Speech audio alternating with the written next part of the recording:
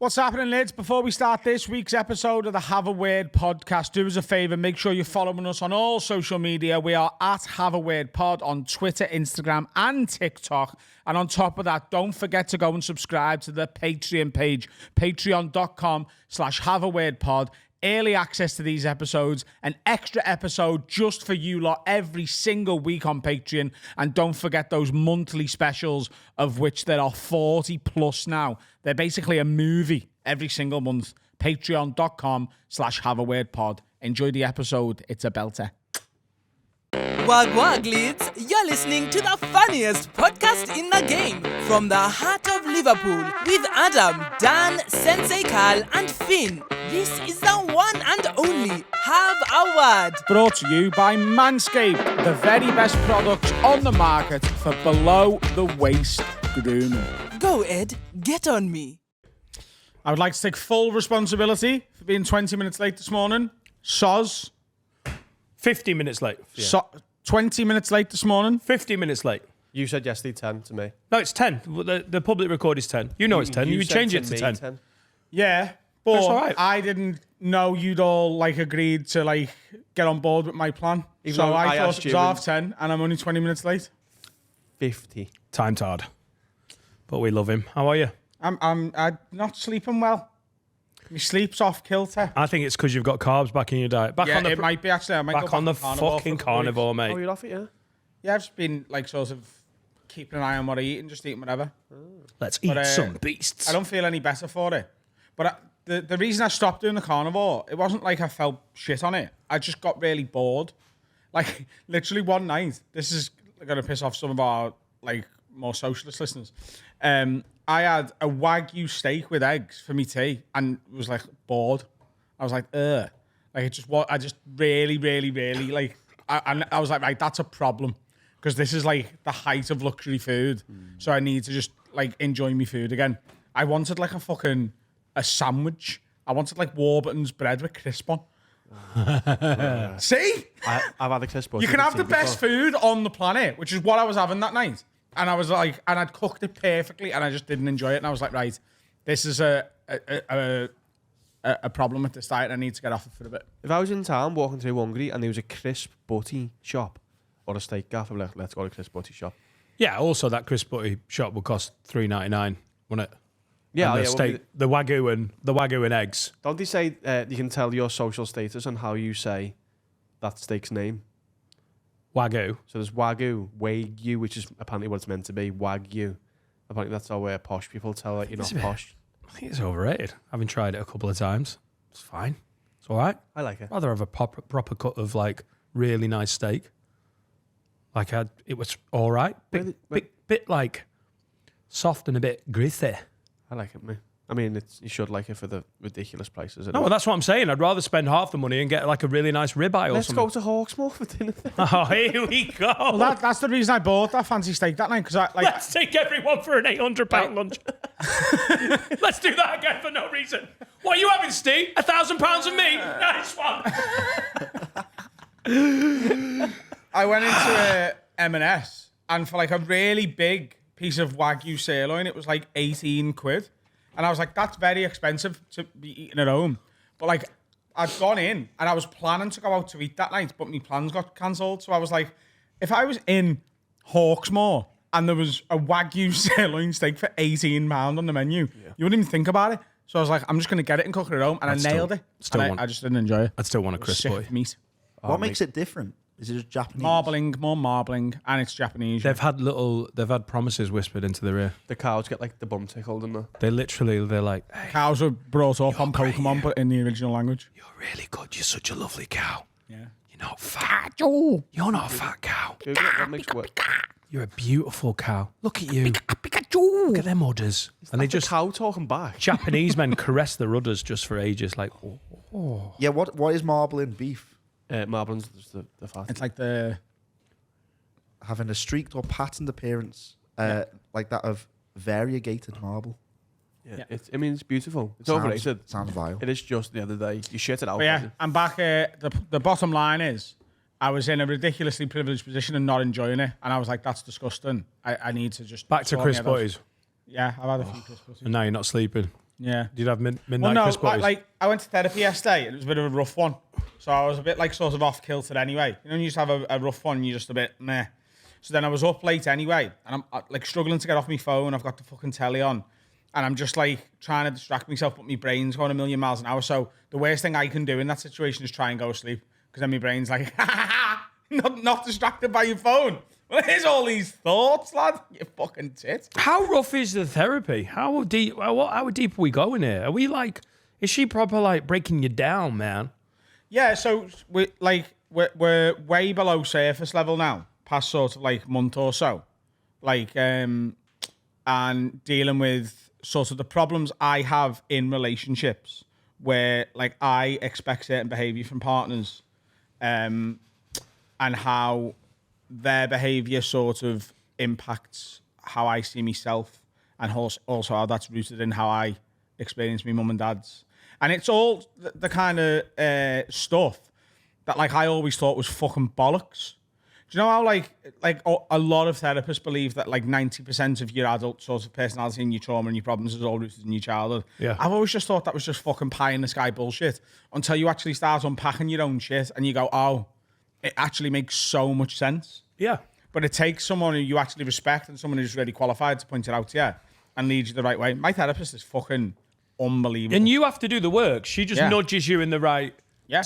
I felt like that. I think we had a different experience with therapy, but I felt like I came out going, fuck, I did all the work there. I opened up and I dealt with all of that. And you're like, yeah, that's the skill of a good therapist, isn't it? To just nudge you back onto the track. Yeah. So you're dealing with the stuff and you're bringing it up and you're pulling it to bits and making conclusions.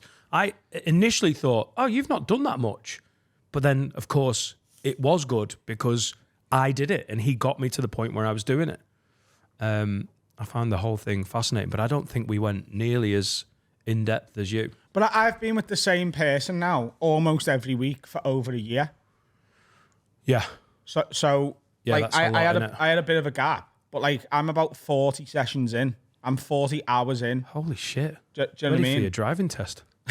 So, and what's really funny is I think I've just like landed properly on my feet with finding the right person straight away. One thing I heard with therapy is that it can, you know, sometimes you can struggle to find a therapist that matches you.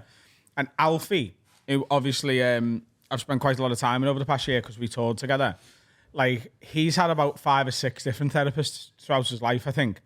And when we've just had chats about like my recent therapy session, I've told him some stuff that's come up and like that she's pulled out and pointed out to me.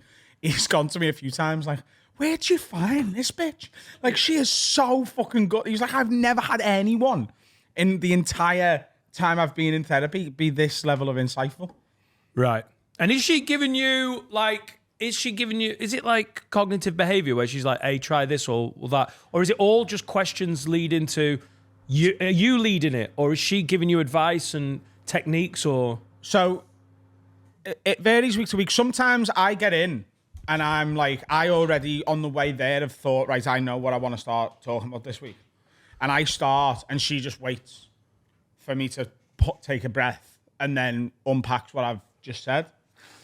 Other times, if I'm feeling particularly good and haven't like had any thoughts that I want to unpack that week, I sit down and I'm just like, what do you want to do? How's your week been? and then she'll be like, yeah, good. And she'll ask me back and forth. And if it doesn't go anywhere, she'll go, I want to go back to something you mentioned 3 weeks ago. Let's talk about this. Oh, nice. Like a bit that didn't quite go somewhere because of how my brain works, a lot of the sessions are very tangential and they'll go off. But she is constantly making mental and then at the end physical notes of like threads that we didn't fully explore. Fascinating. How do you date that person? A therapist? I'm not shagging my therapist. No, but how would you? Surely you'd be like, stop. Stop. Drink too much. She's not ready. Surely she has a gear. It's almost like dating a porn star. Do you know what I mean? No, I'm sure porn stars have got like a loving bonk in them. Like a kind, hey, I love you. Come here. Can you imagine making a porn star? Let me kiss your tits. Class. But and then they've got like work mode. Do you know what I mean? Because you'd say something and you go, oh, she knows what I mean by that. She's like, I think she might have like a gear for like a loved one where she's like, I'm not going to psychoanalyze. It's just natural though. I think you're sort of judging your entire view of therapists on the one Phoebe dates and Friends. And I don't think they're all like that in real life. Well, my mum's a therapist, and when she is. she changed careers, and then after she changed careers, I could tell that she she'd like clasp her hands like that when like I'd like say something to her. Oh my I'd open up God. and I'd hate it. But then it like the go. When you were still a kid? No, I must have been like what, 18. Oh, maybe? right, okay. So like it was just she was like cabin crew for ages, and then she was like, "Oh, let me fucking psychoanalyze you and hypnotize And you." she was Gavin crew. So I need to be careful here with details for reasons that you know, but and that a lot of other people know. But you understand, I've got to be careful. When I first started going to my therapist, I initially one of the first things I spoke about was a particularly bad breakup I had and something that someone did to me, and my therapist was the first person I'd told what happened who didn't like immediately go, "That's horrific, good riddance." Like her reaction was essentially that anger and reaction that I had was deeper than the surface level betrayal. She was like, "It's not just about that." She was the first person who ever reacted like that. And I remember, and I'm quite proud of myself for this, and I've spoken to her about this since. My initial reaction was, she's wrong. My initial reaction was, it is just about that. There's nothing beneath it. And I knew the entire time, and whenever it come up, she would always act like that. There was a bit of a like sort of, it's not just about that. And she never said it in those exact words, but that I knew that's what her feeling towards it was. And then we got to a point where she sort of pulled out of me what the beneath thing was, which was always there, and she was absolutely right all along. And then so this is, and you'll see why I brought this up. I said to her, like, this was only about maybe a month or 6 weeks ago. I was like, I'll be honest with you. You're the only person who's ever had that reaction. And for a while, I thought you were wrong and just thought you'd like misjudge something. But I didn't like lose faith in the idea of this therapy because I thought you'd got one thing wrong. But then it turns out you were right. And she said, well, first of all, well done for sort of sticking with me and trusting the process and having the open-mindedness to get where we've eventually got. She was like, but that's my job, just so you know. She was like, I wouldn't be like this if we were friends. She was like, if we were friends and you told me that story, I probably would have been like, that's fucking horrific, fuck it off. She's got a work gear and a normal gear. But my job isn't to be your friend. My job's to be your therapist. And even if there's a 10% chance that there's something beneath the surface level reaction, it's my job to get that out here rather than to be a good friend. I'm trying to be a good therapist. So I don't think you're 100% on the right track with it would be difficult to... I think they are just normal people in their normal lives. I'm sure there's certain parts of them that, you know, they can't turn off. The same way we're fucking dickheads and we can't turn off. And like, I imagine sometimes Serica comes to you. You're probably better than most with this, but Serica will come to you with a problem and your instinct is to make an inappropriate joke about it. And she doesn't want that, does she? But that is because of what you do for a living. We've got an in here on pod persona. Like you said it, the first time we sit around just doing like chatting normally and then the cameras go on and the mics go on and we have a gear. I think they'll have that. That was one of the they? weirdest things I ever noticed. My first day, I have a word when I wasn't on camera, wasn't on mic, and I sat watching and it went from, how are you, lad? There you go. And then when the mics went on, you changed. I was like, what the fuck?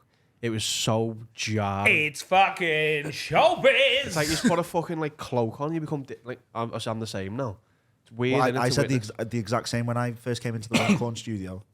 Like, I think Adam was on his phone, and I kind of made I was like, mental note was like, oh, like it's not just like a joke. And then immediately you press the start of the record, and then everyone goes, yeah. But I get when we were talking about it, I was talking about my girlfriend working with kids, and like she has a gear with like childcare. Yeah, you've seen her with her nieces or something. She goes like messy with kids. 100%. That's one of my favorite things about podcasting with Adam, because I've podcasted now with a lot of people. I remember doing the hack radio, and there was some records that were just like, you're like, why is this hard work? Like, this person's funny, and we get on. And like, why am I sat here going, shit, this is hard? Like, to know where to go and like lulls and everything. And then we did the hack radio pod together, and I got to the end of it, I was like, oh, it's the easiest. It's just the easiest hour and 20 minutes of my life. So funny. And then 3 months later, though, 3 months later, we're doing that. Well, it's chemistry and also the skill of like, it's amazing how some comics can't podcast. Yeah. Funny people who like, you don't have to be like Theo Von. Like, there's a standard that is like, okay, he's one of the best podcasters ever. Like, you just have to be entertaining and amusing and whatever. And some comics, it's difficult. That was Comedy's changing. My favourite thing about our it. best guests aren't the best stand-ups we've had on this show. Nope. Like, they're not. I mean, Andrew Schultz is probably both. Yeah, up there with Gillis, but but he's the the exception anomaly. that proves the rule. Totally, Like, if you look at how you would sort of, if you were a comedy club booker, and I don't want to upset any of our guests here, but like there's people who, if you were booking a headline bill and you wanted 3 absolute like murderers, there are people we've had on this couch who would be right at the top of that list, who would be right near the bottom of the list of who our listeners put in the Hall of Fame.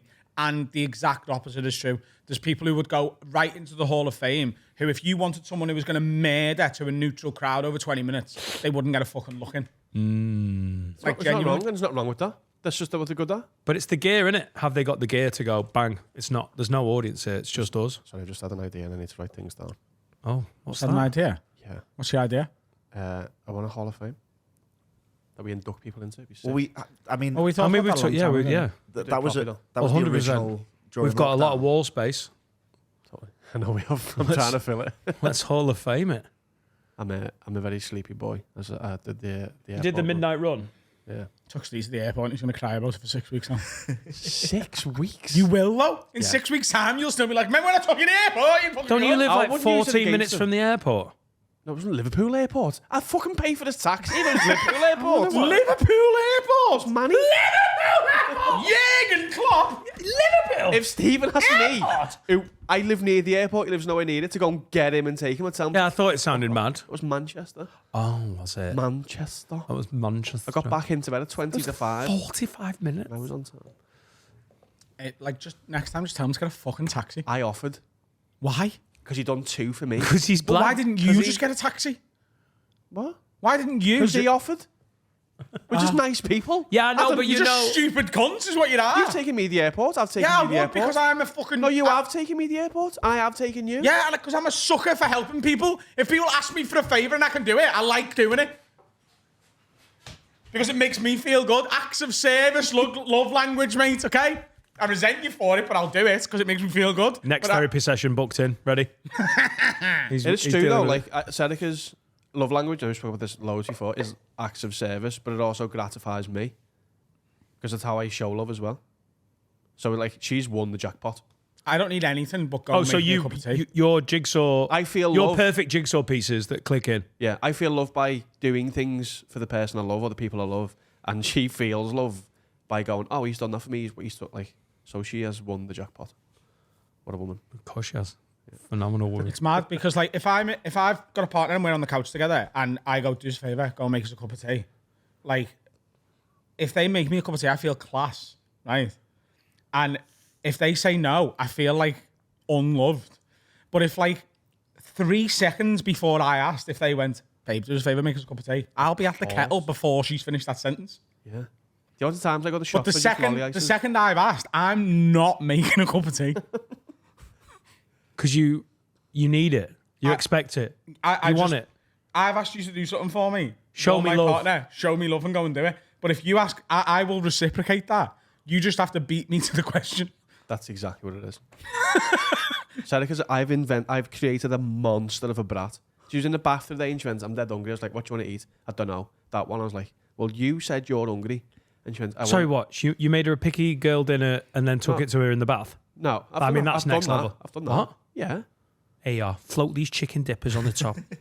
You have them when you want. it's a big plate. And she went, "I want an American pizza slice, a full pizza from American Pizza Slice, which is not cheap."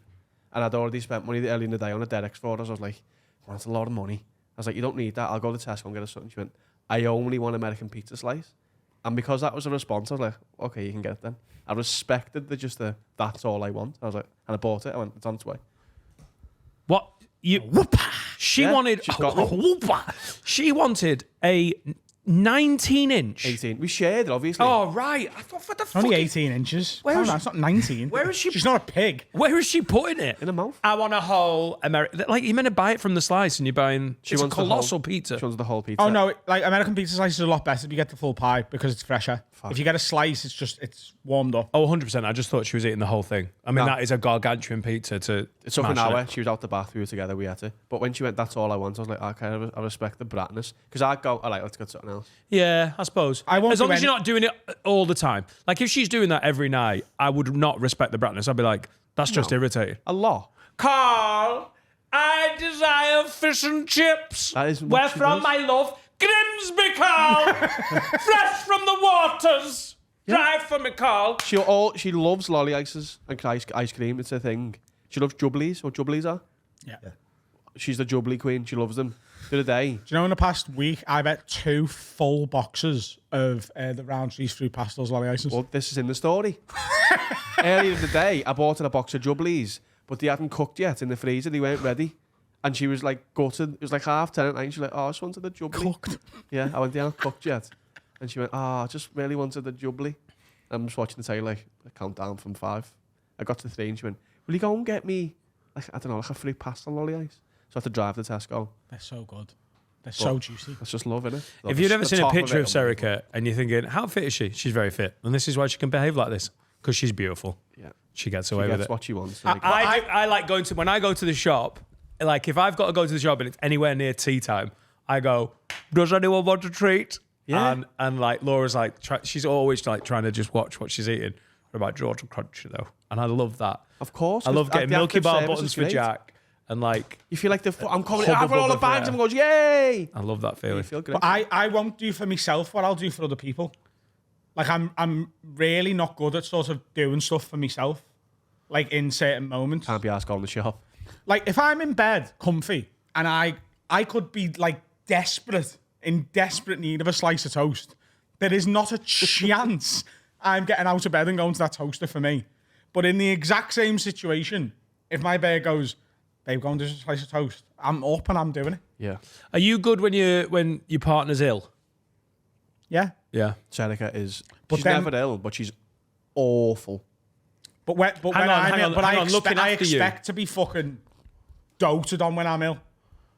As I well. do Like not. I will look after you. But if I'm sick, you cancel work, you cancel social engagements, you stroke my hair to sleep. And if I want a cup of tea, you go and get me one. If I want a fresh orange from the co-op, you go and find the co-op. I know she's raised by an Irish mother who's like, grow the fuck up. She broke her hip, and the mum went, yeah, you just pulled it. She walked around with a broken hip for a week. She was like, if I'm sick, I get, are you all right? And I go, no. And she go, all right, cool. And then when I'm well again, she's like, are you well now? She's dead in the face. She gives me You have so much no, better than her. she gives me no sympathy, none. But she's never sick. She's one of them people who's never sick. Like Freddie. She's never ever Apart sick. from that time she had Legionnaires. Oh, yeah. Yeah, she doesn't do sympathy very well. Yeah, when Laura's ill, I just go into like a coping mode and she gets a bit needy. I'm like, I've just got to sort the kids and me out and you and everything. But I can't do that and be like, are you all right, my love? Are you all right? So I just go into right, I can do this, but I've got to fucking get on with it. And she's like, you seem annoyed with me. Yeah, I'm like, I'm not annoyed with you. I've just got to get on. Like you can't, if there was no kids there, I could be all doting. I probably wouldn't be. But She gives me what I need. Like if she'll make me tea and bring it up and let you go, but she won't be like, you all right? She'll be like, see you later. She'll leave me to just The only time I'm not good at my partner being sick is if we're both sick at the same time. Because if I'm sick, I'm just useless. You're the worst sick as well. It doesn't matter how sick they are, you definitely feel it depends on worse. what you've got as well. Do you remember before we did Blind Date, I had norovirus? Yeah. That's not an ill where you're just literally trying to stay alive. Like I know you're not gonna die, but it does feel like you're gonna die. Like there isn't anything you can do apart from just lie there trying not to shit the bed. I have waves of that when I'm like, oh no, I feel awful again, and then I'm sick and I shit and I feel great. I feel unbelievable. And then you've got an hour and a half. And then it comes back again. Yeah. Horrible. Ain't that?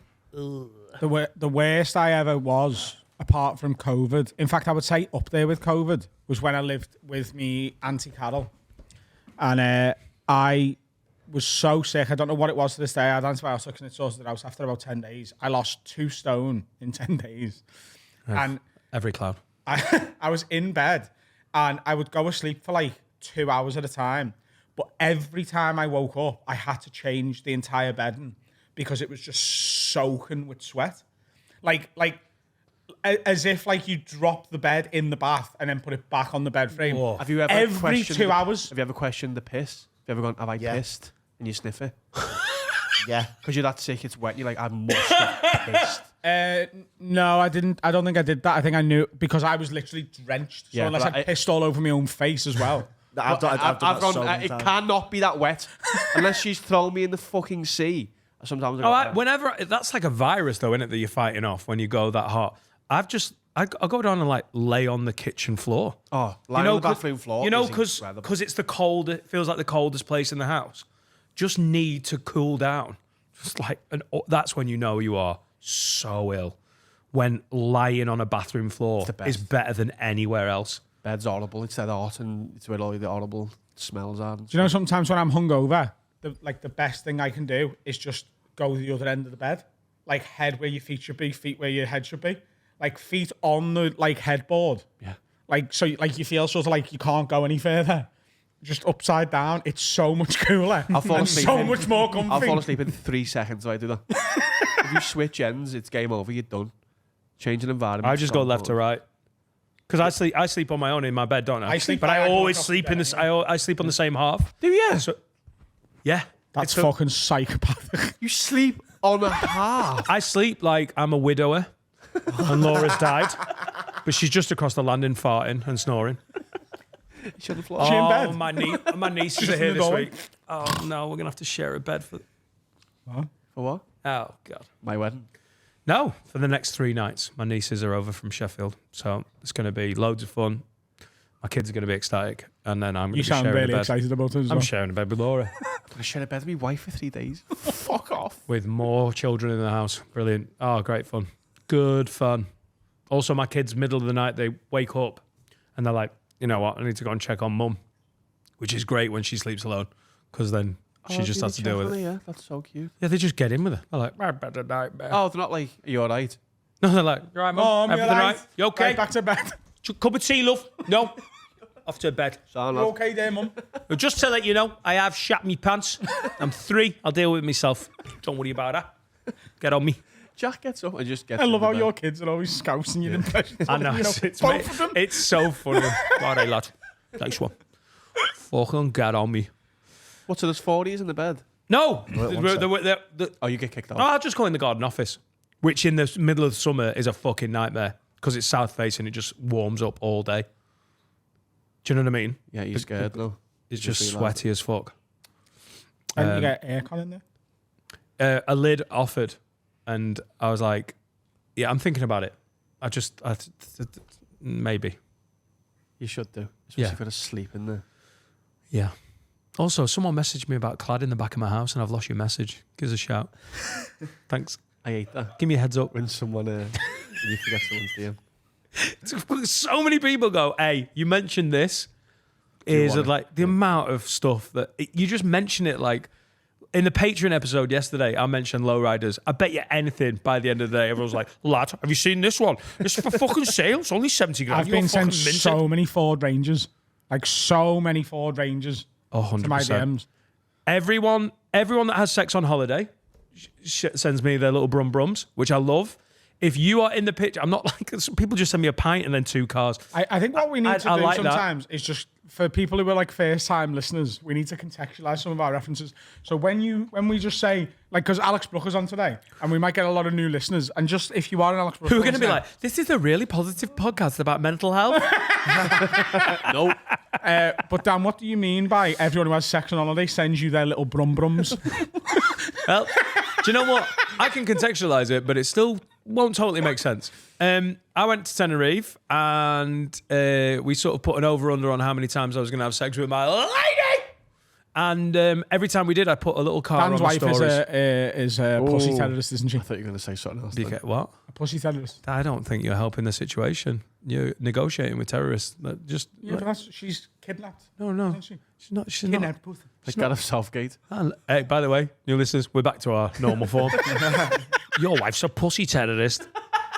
It literally took 10 seconds. And I'm not disagreeing with you. But I'm she saying, holds the shut pussy up. hostage. It's a Patrice O'Neill bit, isn't it? Um, So she wields her power as the woman, and because you are, I mean, she's not you're the a man first who to do it. honors consent. So you Yes, I'd like that on record. woo. So you're often like, "Hey, can I have some pussy?" And she's like, "No." But then on holiday, She's you were, Scouse as well. on holiday, you were like, "We're gonna have some pussy." She was like, "You can have some pussy, but not all." Anyway, I put it on my stories, and every time it happened, I put a little brum up. So everyone does that. A year and a half ago, You mean a car emoji? a little car. So if you're a new listener, if you're ever on holiday and you fuck your wife, just tag that in it with a little card emoji every time you. I'll share it. A year and a half ago, I got told I look like I collect snakes. Now, at least every day, I get sent a picture of a snake or videos of snakes. That was the most offended you've ever been. It's like I am the minister in charge of cold plunging. Everyone's like, lad, I need some advice. I want to show you my cold plunge. And weirdly, I do not mind at all. Jacked women, that is now a new lane. And to be honest, really like it. Buff, muscly, yoked ladies. Loads of them in my DMs. It's amazing. If you mention stuff enough, it just comes into... And TRT, loads of people going, lad, never mind test. Get on this shite. So, yeah. Yeah, don't mention any. You don't want you. I don't mind. Honestly, I don't mind any of that. That's all good. The guy who invented tiramisu died yesterday. Yeah. Loads of people like R.I.P. lad. Have a tiramisu. You're a bit of a tiramisu addict, weren't you, at one point? Yeah, I think it's a phenomenal pudding. Is it a coffee scran? What is it? I've never had it, I don't think. Yeah, it does feel like it's got a little bit of coffee, and it's got a Coffee touch cake of that. In it. Is it ale? A little bit of amaretto? No, a touch, something. Yeah. Never had it. Is it chide? It's just it. It's made of ladyfinger pastries. Do you know what? You'd have one bite of it and you'd be like, "It's all right," but it's for goths. I know exactly Right. what it is. It's a goth pudding. Nah, Oh, is it? listen. I will have this goth thing being bandied around. I admit I don't fully understand it. I'll say right now if it's a goth scran. Tiramisu is not a goth pudding. I'm not having it. I'm calling bullshit. It is. Well, it's not. It's white It's it's an Italian nana scran.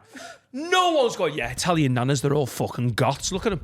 Tell me that's not a... It's like a... Do you know what the biggest goth scran ever is? Dessert. A Black Forest gatto. That's a fact. That is a... What do you mean?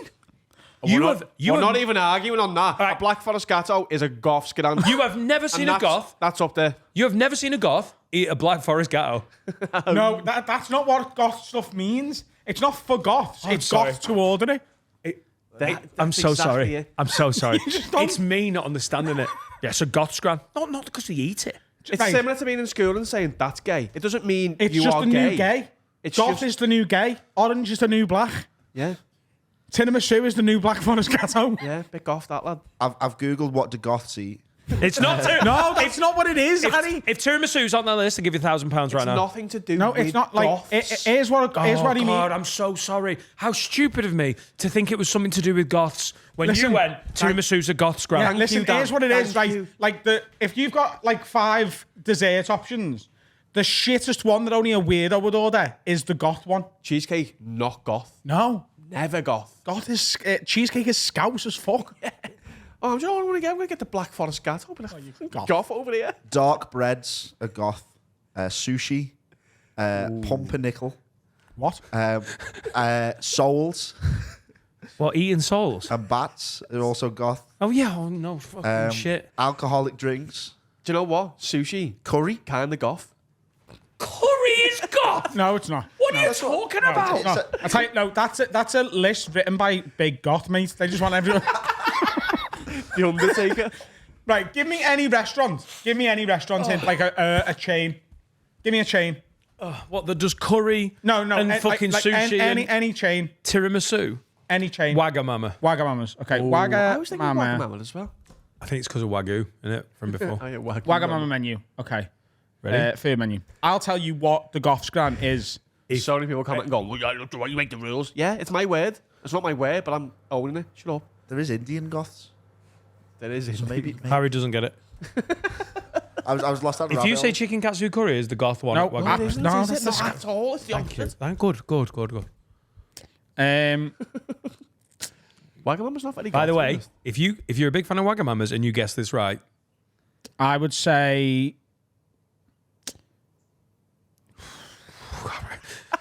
real it's not a tension. very goth restaurant. It you know? isn't. What Honestly, about Bang Bang Cauliflower? No. That's pretty. bang bang cauliflower. What's the one next door? What's the Mexican one on the top? Not bandito. What's that called? What's it called? The chain? Barbarito. Barbarito. No, the one next door. Mexican chain. Las Iguanas. Las Iguanas. Is that goth? No, it isn't. But I'm guessing they've got something. They call their halloumi beach cheese. Yep. What? Sounds a bit gothy to me. What's that about? That's a Mexican. I love man. Las Iguanas. Shout out Las Iguanas Ellesmere Port. It's Ebenezer. become my absolute favourite.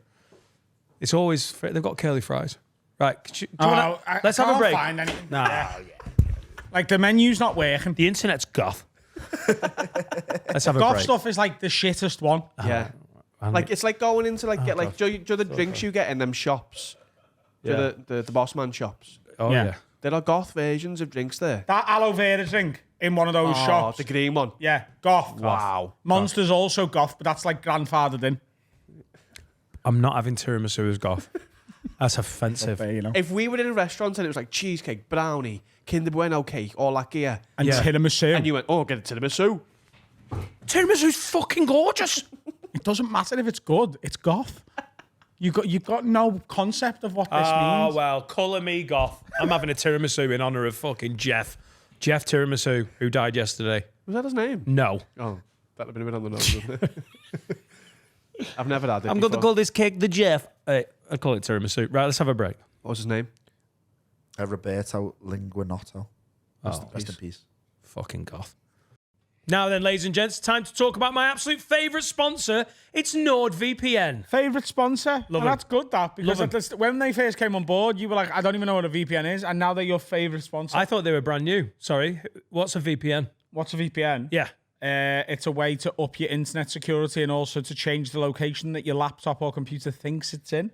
Oh, so you could watch Netflix in Botswana.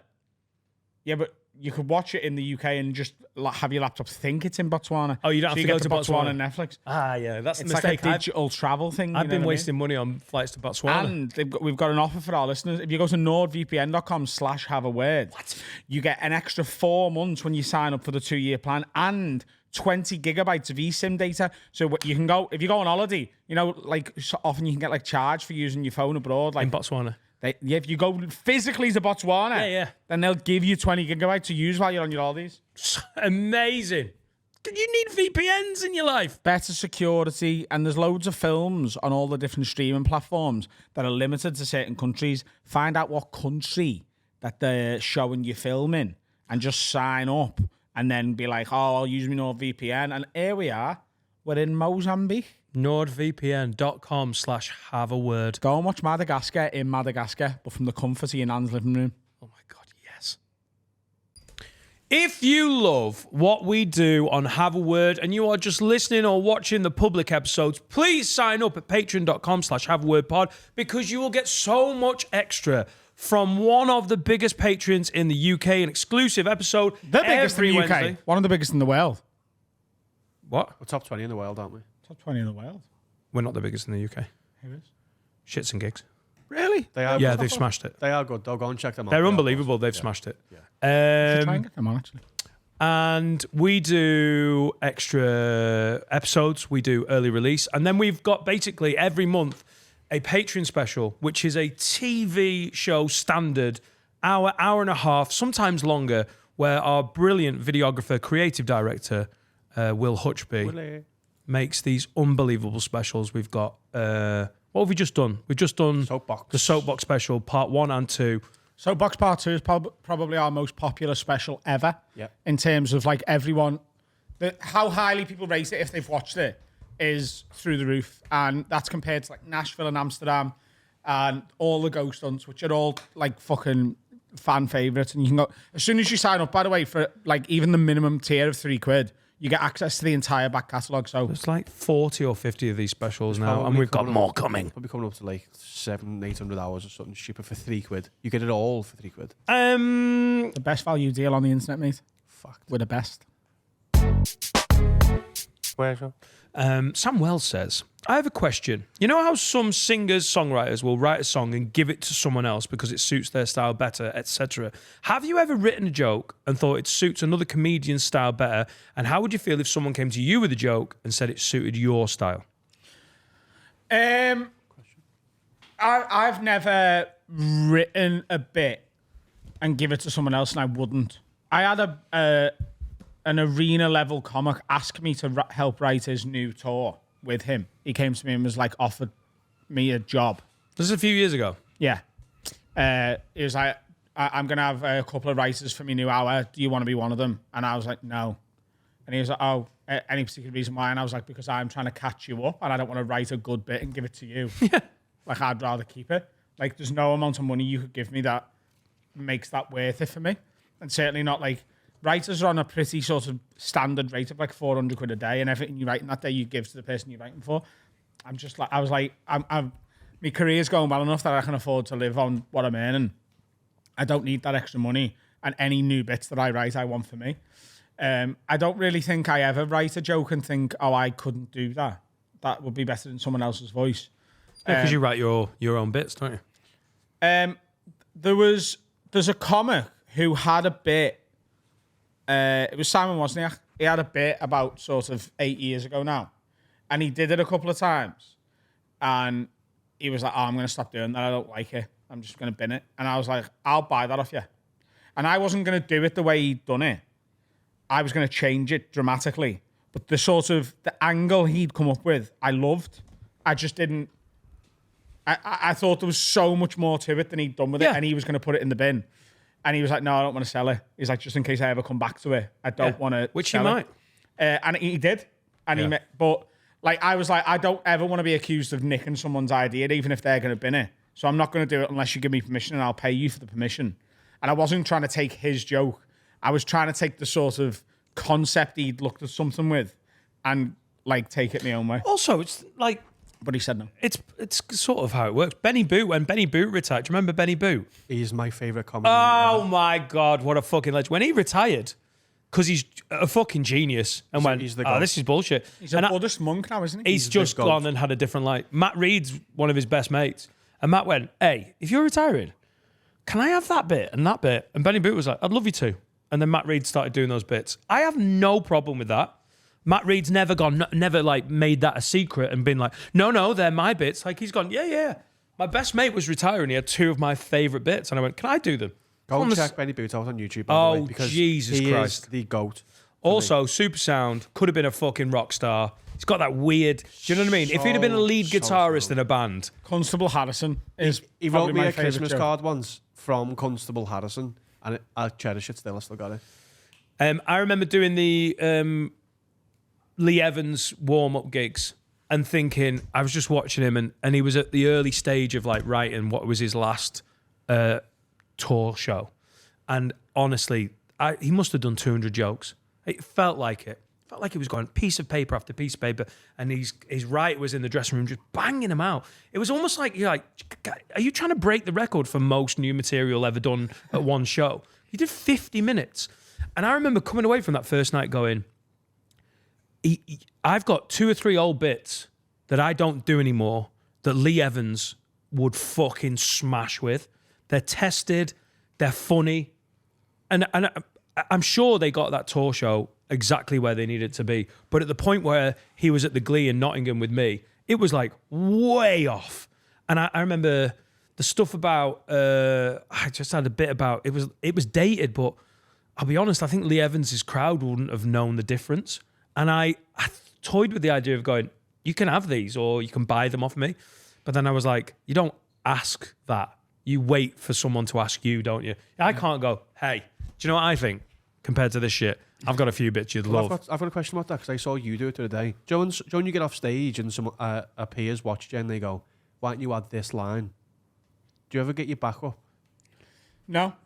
Tell you who's great for that. Danny Mac is unbelievable at throwing you a little line here and there. Do you always go, oh yeah? Do you ever use it? Yeah, if it's a good, if it's a good comic, I tell you what does wrinkle. And if you're a new comic, like I'm not arrogant like this.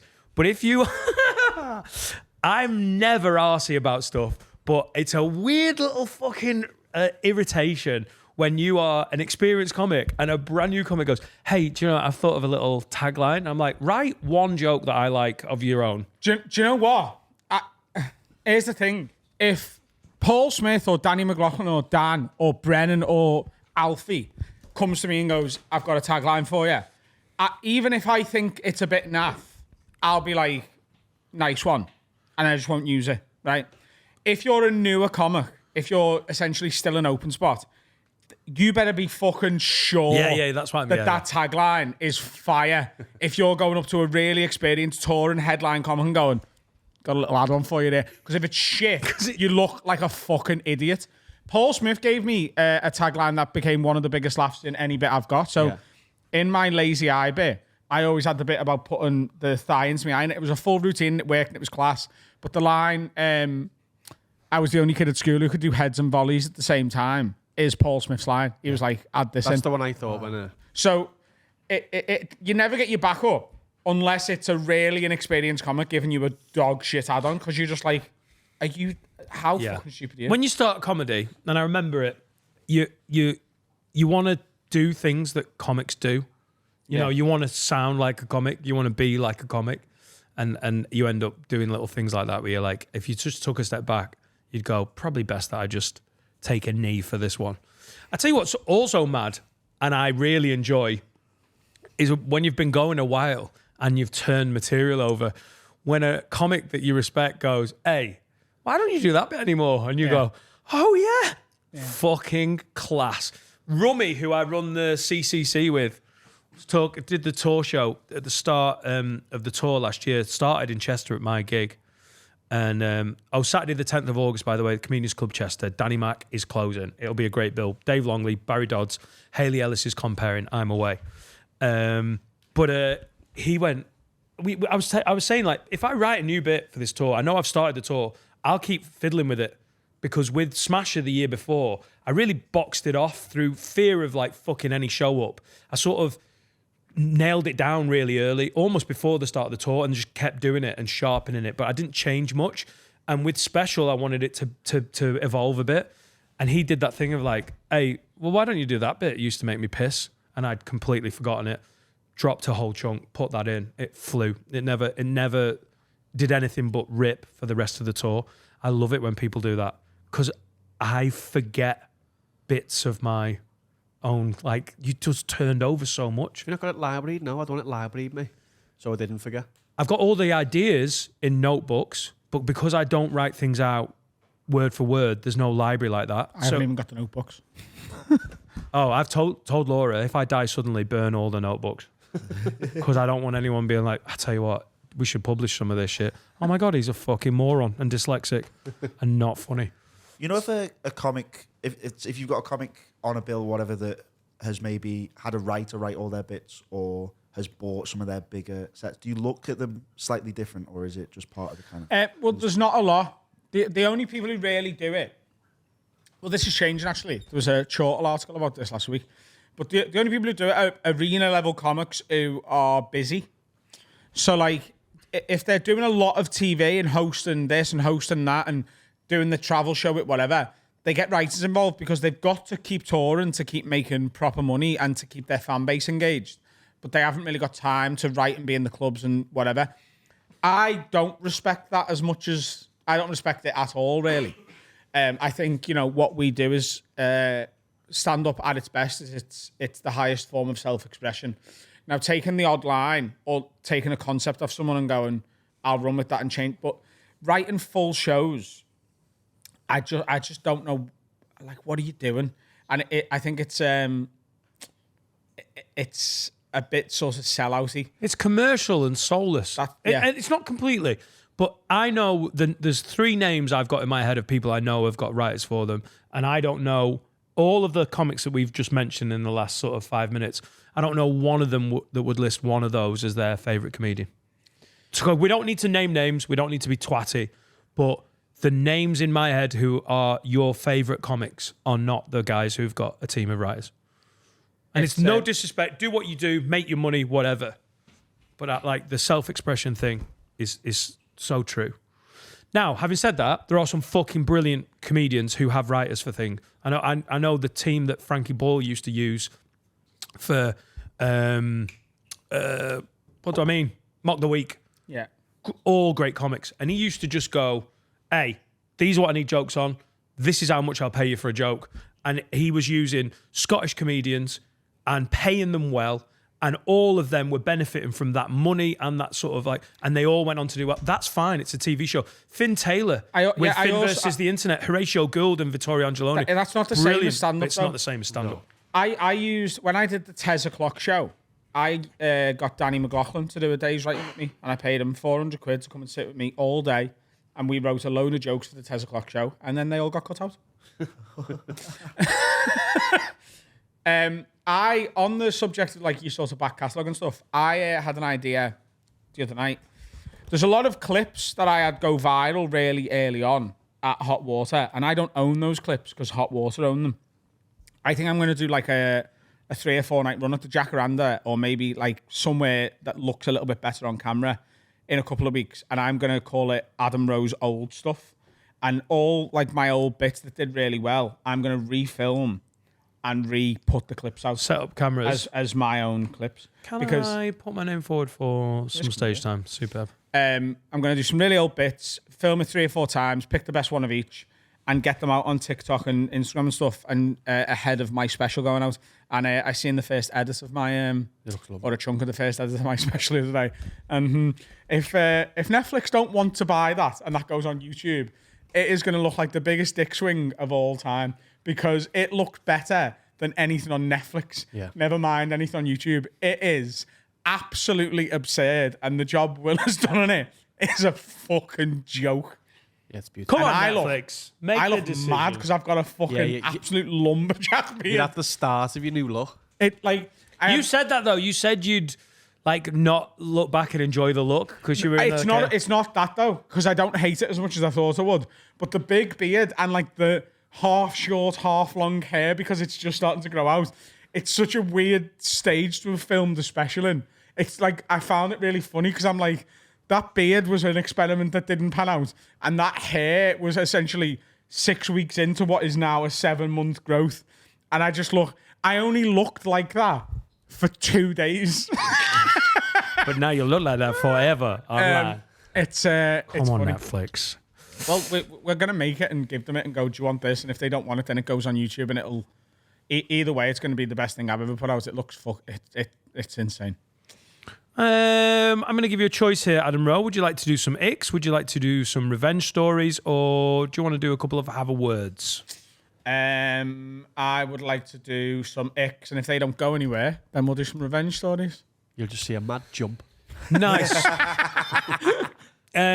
Send your icks in. I mean, I know, listen, there's essentially just whinging about the opposite sex or the people you want to bang. But havewordpod@gmail.com if you're a patron. It's normally women moaning about men having fun. So this is Chris Jones is the first one. Like Christina, what's wrong, love? Here's an ick. When Siri ignores my girlfriend's questions or requests to know, just makes her look pathetic.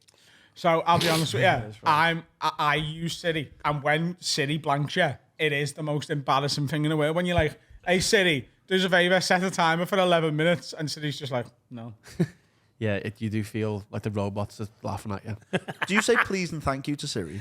Do I say please and thank you to the fucking robot? Because I said please to my phone, and Ellie like took the piss out. That's before pathetic. Yeah, good.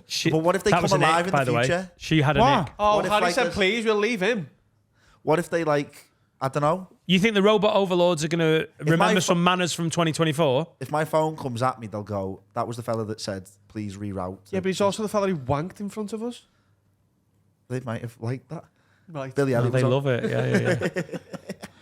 Yeah. My laptop is not Yeah, a that's victim. pathetic. No, I don't do it on purpose for that, but I just say please. Hello, please. What time is it? If I'm doing? And so he goes, nah, Do you do mate. it to the cooker as well? Please make my tea. Fuck you. She Hey mentioned, Siri, what is your plan for the human race? Get up to the mic. It says, I don't have an answer for that. Is there something else I can help with? Yeah. Oh, yeah. keeping it under wraps. Because it's bollocks, yeah, and I'm yeah. not going there again. Carla Devine or Carla Davin. I don't know. Carl Delavigne? Got an ick story for you boys. I was seeing a boy for a couple of weeks and it was going dead well. After one day, he told me that he did stand-up comedy. Oh, gee. And invited me to his next gig. I turned up at his open mic at the back of a cafe and watched him do okay in parts and stink the place up in others. The fella after him did really well, and I decided there and then that I'd lost all respect for him and cut it off the day after. And that's from Carla, who sounds like bad a stand-up, isn't it? cold bitch, but I totally agree with her. It's also worse that he's not the funniest in the room as well. Do you know what I Yeah, mean? of course. I think that's the main. The thing that absolutely ended this was the next fella doing well. Like, if he was just doing all right, she might be like, oh, maybe this is just like what it's like at this little tiny cafe gig, but then someone going on afterwards and fucking storming it. He looks like such a little cook. Oh. You've got to be great at any sort of performance art to take a date to your... Yeah, leave it. That instinct to take your family to all your first gigs and your mates, like, just go and do it on your own and get good and then show off about it. I took a lot of people to my... I know, but you do. But He that's took what the you first like. gig with him. Mate, I did my first gig in the Hyena where I worked, and all the staff that, even if they were having a night off, came in to watch. Like, I can't believe how much extra pressure I put on myself. Can you imagine how many people would come if Carl was doing his first gig? Well, it's going to be the 30,000 Patreon show. Arena, baby. Imagine if you love it. I would have to do it in the most secret thing ever. I'd have to go to like Spain or something. and your other family can come. Yeah, there's no way. If anyone got wind of it, it'd be like a Taylor Swift concert, mate. Everyone's still would, yeah. outside. Nah, fuck that. I started seeing a girl after she was on a bad day, and I was comparing, it was the Preston Frog. And I got a message from her afterwards, and she was like, I was just sat there, like, with this date that was really boring, just watching you, thinking, it'd be so much more fun if I went on a date with him. And I That's was how Paul and Laurie got together. isn't it? absolutely It's a good great. line. It's a good line. Was that Laura? No, it wasn't. It was a... Was it Faye? no. Oh, shit. Do you remember the Lick the Wall story? Oh, Yeah. It was the Lick the Wall. Bitch like the wall. she's funny. I swear to God, she licked the wall. It was so funny. She was great for about 2 months, then scared the shit out of me and I ran. Jessica Carter says, just got a quick ick for you. Whilst we were sat at a cafe yesterday, my husband waved at a steam train full of children who were waving back. For context, we don't have children. Oh, fuck off, Jessica. If they wave first. If you wave first, that's weird. But if No, you got I love it. Like, be friendly to kids and wave to them when they're on the steam train. Fuck. Innit? If They have to wave first. yeah. You can't be waving at strange children. Stare at You them. look like you're beckoning them. Come here, get off the train. Ignore her. I'm a very active paedophile. That's in the trailer. Oh, stupid cunt. I wave at dogs. Oh, you fucking love dogs. Danny says, By the way, do you know what icks me out from strangers? You know when like they've got like a clearly friendly dog and you go to be friendly with it and they don't even acknowledge you and they just go, come away. Like when they pull their dog away from you, like without even acknowledging you. Do you know what I mean? You ever gone to pet a dog and someone's like, come away, John? And you're like, nah. do you ask mate. if you can pet the John dog? the dog. John the dog. John the dog. Unbelievable. What's I'm not a dog owner. What's the etiquette with the dog thing? Because what we've taught Etta, is don't shag dogs, and she's really struggling to get it. So we're potty training and bestiality training at the same time, and it's a nightmare. Etta, come away! Brendan Rodgers needs the potty train. Because he fucks dogs. Yeah. All right, cool. Go on. We've said because it's tempting for kids to be like, oh, a dog, I want to go and stroke them. So we've told Etta to go up and go, can I pet your dog? Yeah. Is that right? That's absolutely right. Right. Yeah, but I'm an adult man, then. Right? Can I pet your dog? And if the dog is like not like coming over to me, then I will do a similar thing. Like I'll be like, oh, is she all right? Can I have a little whatever? But if the dog's like really excited coming over and like clearly happy, Your dog likes me more than you. I'll be like, It's my hello, dog now. hello, mate. You know, and then when sometimes you go, hello, mate, and they go, come away, John, get away from the man. Like, but then they don't look at you and go, sorry, mate, like, the dog's unfriendly or whatever. And often the dog clearly is friendly. I wouldn't be like approaching if it wasn't. They just like it's like you're fucking. Ugh. Yeah, people are cunts. Yeah. I love when Your dog's sound and you're a cunt. I love when kids go, can I stroke your dog? I'm like, you've got manners. I go, of course you can. And Yeah. then if I walk past a kid and they're like, I will every single time stop and go, do you want to stroke them? Always. And they go, yeah. And I look at the parents, obviously to get their permission. Yeah. And you go, teach that little cunt manners, you fat swat. No, they walk past and don't try, but they're like, I can see they want to say hello. Because Yeah. I want Wallace to meet everybody. Like, do you know when they pull them It's gonna be away? a busy life for you. Yeah, well, it is. Do you know when you pull them away, that's making the dog like, that must be a bad thing. Yeah. I want Wallace to go and meet kids and tall people and everything. I just wish I had to stop fucking him.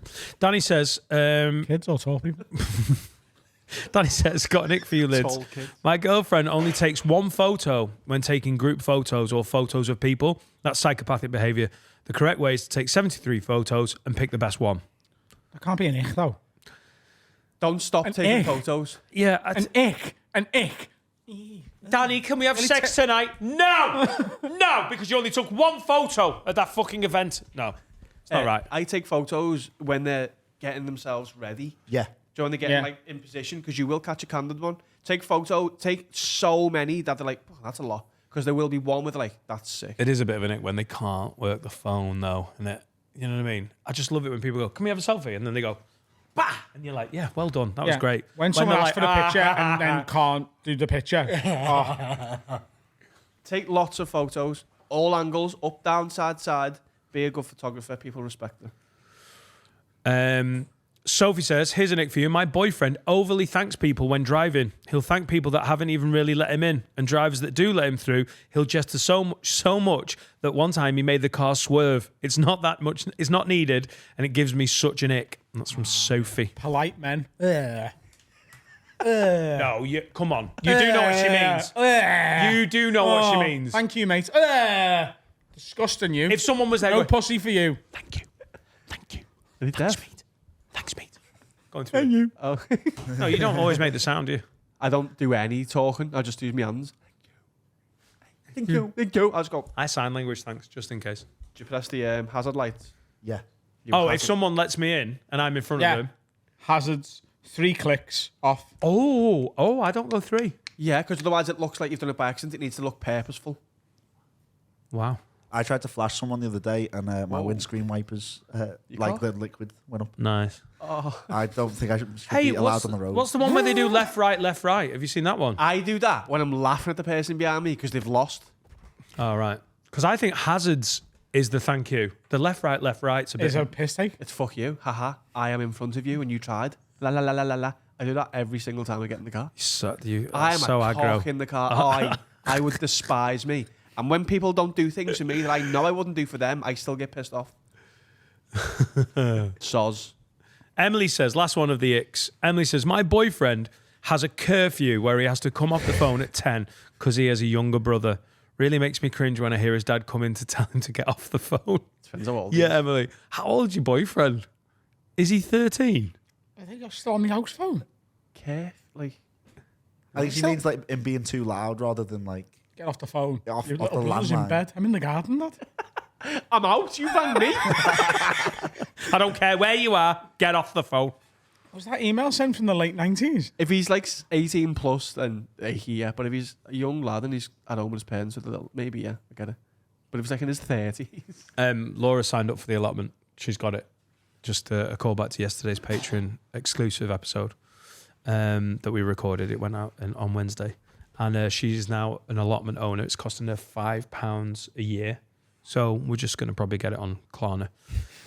And the old boy who runs the allotment, he's like the don of the allotments. yeah. Gave her a piece of paper and went, just call me, when you've decided, speak to your husband first. Because he was like, no, you'll need to show him. Your husband will help you decide. Because he's 18. She can't decide. But she didn't want to rock the boat. And then he possibly making money on this stuff? She gave him the number and he just used landline, not even with the local area code, just the 6-digit on a piece of paper. And she was like, how mad's that? Wasn't the last time you saw someone do that? And I was like, it's vintage. What you do? Do you ring her? Yeah, she rang it, but she knows the local call. It's just because it's round the corner. It's the same fucking village. But it's I haven't seen anyone go, I'll tell you what, I'll give you my number. How many and it'd be the allotments has 6 this guy digits. got? I think he's in charge of the allotment. I think there's about 10, 12 allotments in So he's making that. 60 quid a year. I know. Do you put the area code in when you ring someone local? What? Do you have to? I haven't used the house phone for that long. If I was ringing your house, I wouldn't put 015 on. No, but I've Yeah, you seen wouldn't. I've seen landline numbers. I've seen landline numbers written down. I haven't seen just the 6 digits like old school for fucking ages. Is that right? When we were kids, if I was ringing yours, would I have to put 0151? No, Yeah. I wouldn't, because you're in my local area. no, you don't. No, you What? don't. No, you don't. You don't have to at all. If you're ringing out the area, you do. When I I rang, thought I was going fucking insane. when I then. rang my gran, it's 616-237. But when I rang my I know nana, her number. 01253 727 Have you just 880. put your nan's number on the internet? If I was watching this, your nan's getting belled now. From where she, what, the crematorium? Oh, she's dead. Oh, is she dead? I didn't know. Of course his nan's dead. He's 107.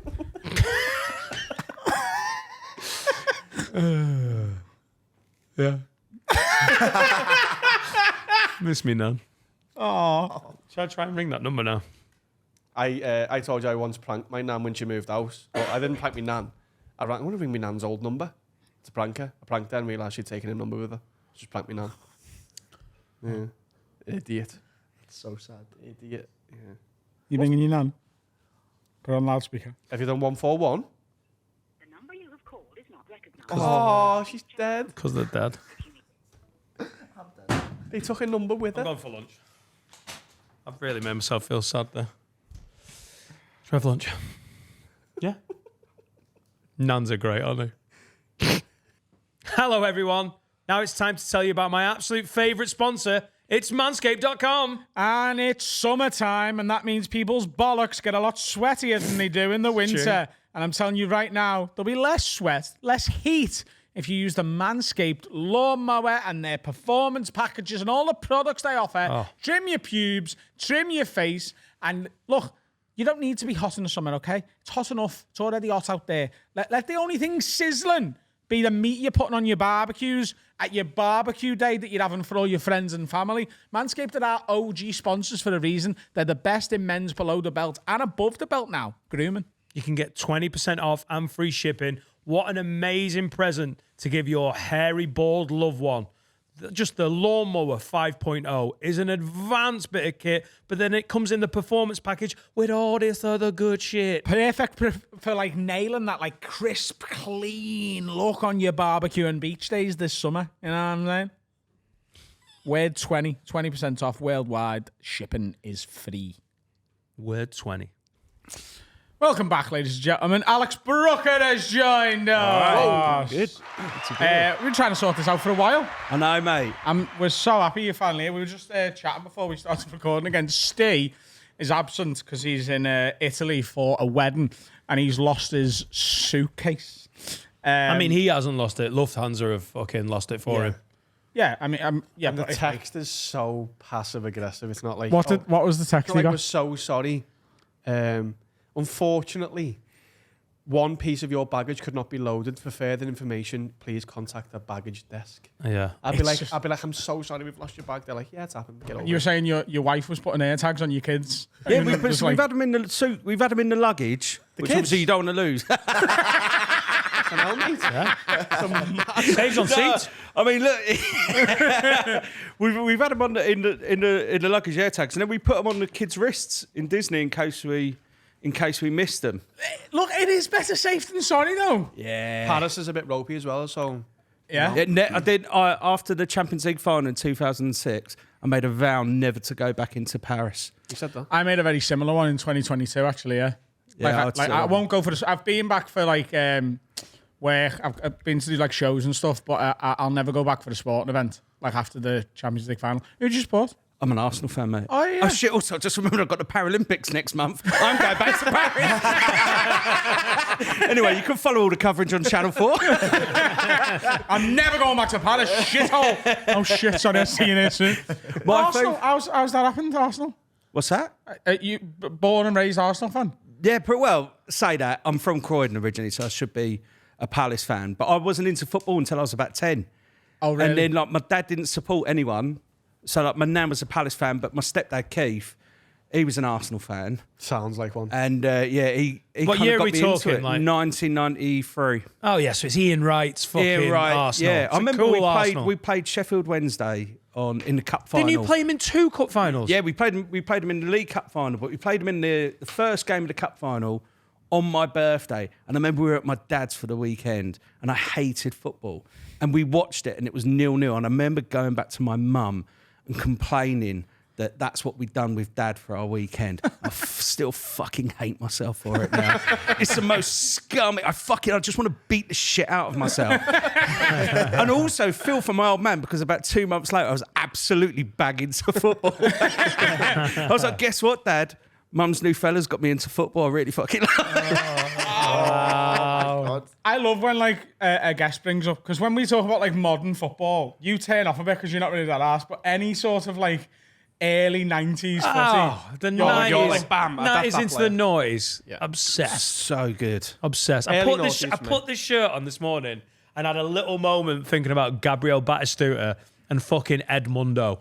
I guess it was like 98 Fiorentina team. Oh my God, Football Italia on a Sunday. All through my how old was I then? 13, 14, 15, 16. Just the most important thing in my life. Transworld Sport. Oh, yes. You'd watch Transworld Sport even though you had no fucking idea what most of the sports were. Do you remember Transworld Sport? Was that Channel 4? Yeah. Late. I was just all dog shit. We're on sport. But you were like, this is the most important sport happening anywhere. It was weird, and then they'd have like weird highlights from like the Bundesliga and stuff. Am I remembering that right? They just it was like a fucking tombola of weird shit sports. Yeah. But they did it so well that you were just like captivated. gripped. Yeah. Yeah, That is what I feel like the Olympics is. Like when I watch the Olympics, I'm like, this is stuff that I would never watch like any other 100%. time. But then when it's on every 4 years, like I'm like so invested in like Water polo. equestrian Yeah, sports. Water polo, haven't thought about it since the last Olympics. I'm watching it now and I'm like, holy shit, they're all so hench. These geezers are huge and they're just slamming it. Watching the guy in the canoe going down the rapids. He's like, oh, I've got to get around this fucking thing. Got to get around. And it's silver and you're like invested. I love the gymnastics, me. Is Yeah. Simone Biles there again? Yeah, she won. I think they won gold. She's ridiculous. She did a tumble that had never been seen before. At the She Olympics can or something, fly. by a woman. I seen a tweet that I really related to. Someone said, I'm once again asking the Olympic Committee before every single event to just let a normal person have a go at it so I can have a frame of reference as to how talented these athletes are. I do think that would improve the viewing. Like everything that they do, like pole vault. Like, yeah, we all know it's hard, but I That's want to the see easy Harry one. do it so that I know exactly how hard it is. I might be great. You I've might said- be great. I just don't see I've it. said this before. Is the pole vault hard? It's all the pole, innit? What do you mean? No. It's just a stick. But this is what I'm talking. So I want you to do it. That's like saying the javelin is just a stick because it it's- goes it's the your far. arm. You say it's all the pole. I'm going to call it now. I'm not going to be able to do it. So it's definitely not all the pole. Alex, you just going, this pole's shit. Just letting you know. I'd have been able to do it otherwise. That's the thing about the Paralympics. All the sports have always gone, nah, I wouldn't be able to do that. And then you get a geezer with like less arms than me who's shit hot at it. Just makes me look bad. So Harry over there does a lot of our research. He's got here that you did Paralympic rifle shooting for 3 months. Yeah. Is that right? Yeah, so I was when I was a journalist, I was sent down to go and cover. They basically had these open days, like find new disabled people to. Well, obviously, if it's Paralympics, can't stick ringers in it. But it was like find disabled people to trial the different sports, and I went down to go and basically report on it. But they said go and try them all, and I was like, okay. And I've always been half decent at like table tennis, so like not by your level, but No, he thinks he's, like, people the would goat. think I couldn't hold the paddle, but actually I've got like that pen grip, so I'm actually not. I was all right at it, and I was like, I'm going to get in on this. I looked on the internet. It was like loads of people with worse hands than me doing it. I'm going to get put in that group. I'm going to fucking clean up. I'm going to win gold. And they went, and you get classified on what your disability is. They put me in with the geezers with one leg. And in table tennis, I'm going to call it, I don't think that's the biggest hindrance as opposed to the hands. So I remember playing this lad who had full hands, but the same leg as me. And he's like, all right, mate. I'm like, what the fuck? And he's like, Fucking like Forrest Gump, like knocking me all over the shop. I'm fascinated by how the sort of Paralympian classification work, because it is obviously there has to be some sort of scale to make it sort of like weighted in the right way. But like that is just so obviously not the right way to do it. If you've got a hand disability and it's just a guy who's got completely like regular hands. Do you know what? I always respected him because he really didn't let up. Like he played, he was like, I want to get in here. So even when I was like 10-0 down, he's seeing me as a threat. And he's like, I'm going to and I was livid. I was absolutely, I went off in a huff. I was like, I'm going to go home now. I've got enough for this report. And then the last thing I had to try was rifle shooting. And I can honestly say it's the best I've ever been at anything straight away. I literally got this rifle, first shot was like 10. And they were like, okay, is it at a target or like clay pigeon? No, it's not pigeon. They're not giving someone with my hands a gun that you can move around. It's stuck in one place. Mate. They ain't getting the insurance for that. It's literally held in one place. And you just go down on the target and just ping a little air pellet at it. And I literally was going like 10-10, and they got someone around, and they ended up like putting me into like basically the development squad for the Paralympics. And I did that for like 3 months. But you've got to bear in mind, with something like that, it's an hour and a half of competition, rifle shooting competition, 60 shots, and you just one after another, repetition. And to win, you have to, it's not just getting a 10, it's like 10 point something. You get one shot that goes off, you're completely fucked. So I was there, like 49 shots, I'm like, 11 to go, here we go, just keep going. Shank one for a 6, I'm like, fucking, like proper swearing. Threw the rifle on the desk, come over, I got a yellow card, and I was like, I don't have the mentality for this. I don't. You get a yellow card. Yeah, you got a card. I got carded because you're not meant to throw the guns. The guns, yeah. Which I think is probably fair enough, isn't it? I It's mean, just bureaucracy gone mad, man, isn't it? there's harsh yellows, but I think that was probably That was a Roy Keane, Alfie it's the Harlan sort of one chant. where they probably go, it's probably more of an orange. That one. The red's when you actually shoot someone with it. You were a natural with a gun, weren't you? With the clay pigeon shooting on him. When we went on Paul Smith's second and the stag pistol do. in Nashville. Yeah. Yeah, I don't know why. I've never used one before, and I was like, oh, I can use this. Really good in the air with the clay pigeons. And Because you beat Phil, didn't you? Or did Phil win? No, Phil beat me in the final. Yeah. But So we went Phil's on a stag American, do. though. But Phil grew up in Texas, so he grew up around guns. And he was classing it, but then Carl was just like this absolute natural. yeah, I was just like knocking, like there was two, and I go bam, bam, and I was like, how am I doing this? You don't know you have the ability to do something like the rifle with you. Yeah, but I think mine was a lot easier than that. It was on a stand, and all But you it's had at to do was Olympic level though. well, I mean, development Paralympic Still level. but Olympic yeah, level. No, I mean, I was still a high level, Alex. I was half decent. The mad thing about that is I ditched it because I've said this before. It was really mad for me. I've never been around other disabled people before. Really? So all of a sudden it was like just fucking loads of them. It's like Narnia. It's fucking loads, fucking all sorts going on. And I'm like, I can't cope with this. I was just like, it made me feel really self-conscious. What? It made me feel really, I was just like, oh shit, like I am really, like, I've never really kind of grown up in that sort of world. It's really weird. Well, it's mad considering the career I do now, but I've never kind of really traded off on being disabled. Yeah. And then all of a sudden you're there with all of these, like, you know, they were calling each other like Crips and stuff like that. I was like, whoa, what are we up to here? This is the sort of shit that you get detention for. You can't be throwing that into the mixer all of a sudden.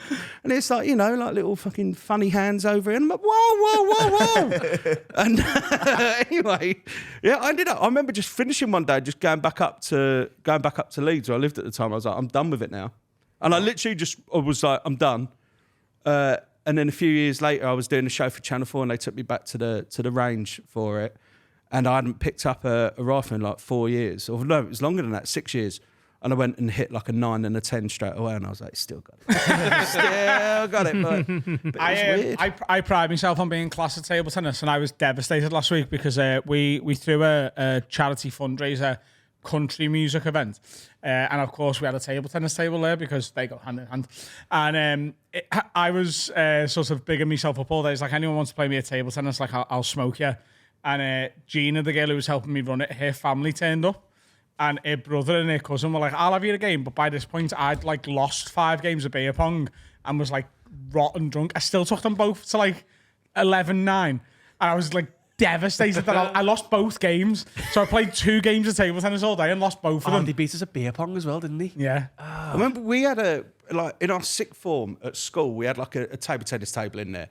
And I used to be like half decent at it until my best mate realised that basically, obviously, I don't have the reach. So if you just serve and it just goes just over the net, I was fucked. Everyone got onto it. Dropping every The single game shot. was absolutely gone. They'd literally just think it, and I'd be like, no.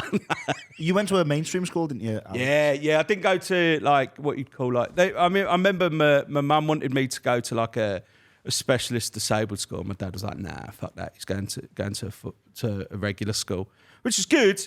I remember the first day at school. I didn't go to like a private school. I just went to like an all boys school, and they had a swimming pool there. It weren't like posh or anything, but they had a swimming pool. First lesson was swimming.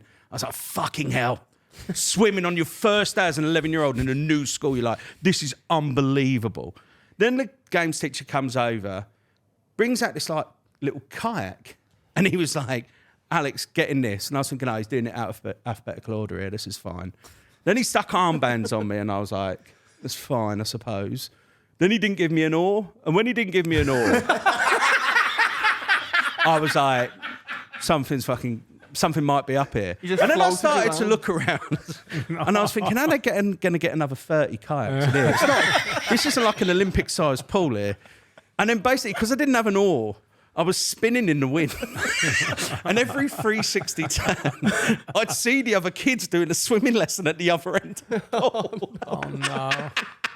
And I remember thinking, fuck, I'm just stuck here. And I remember trying to paddle my way down to the end of the pool. I couldn't do it.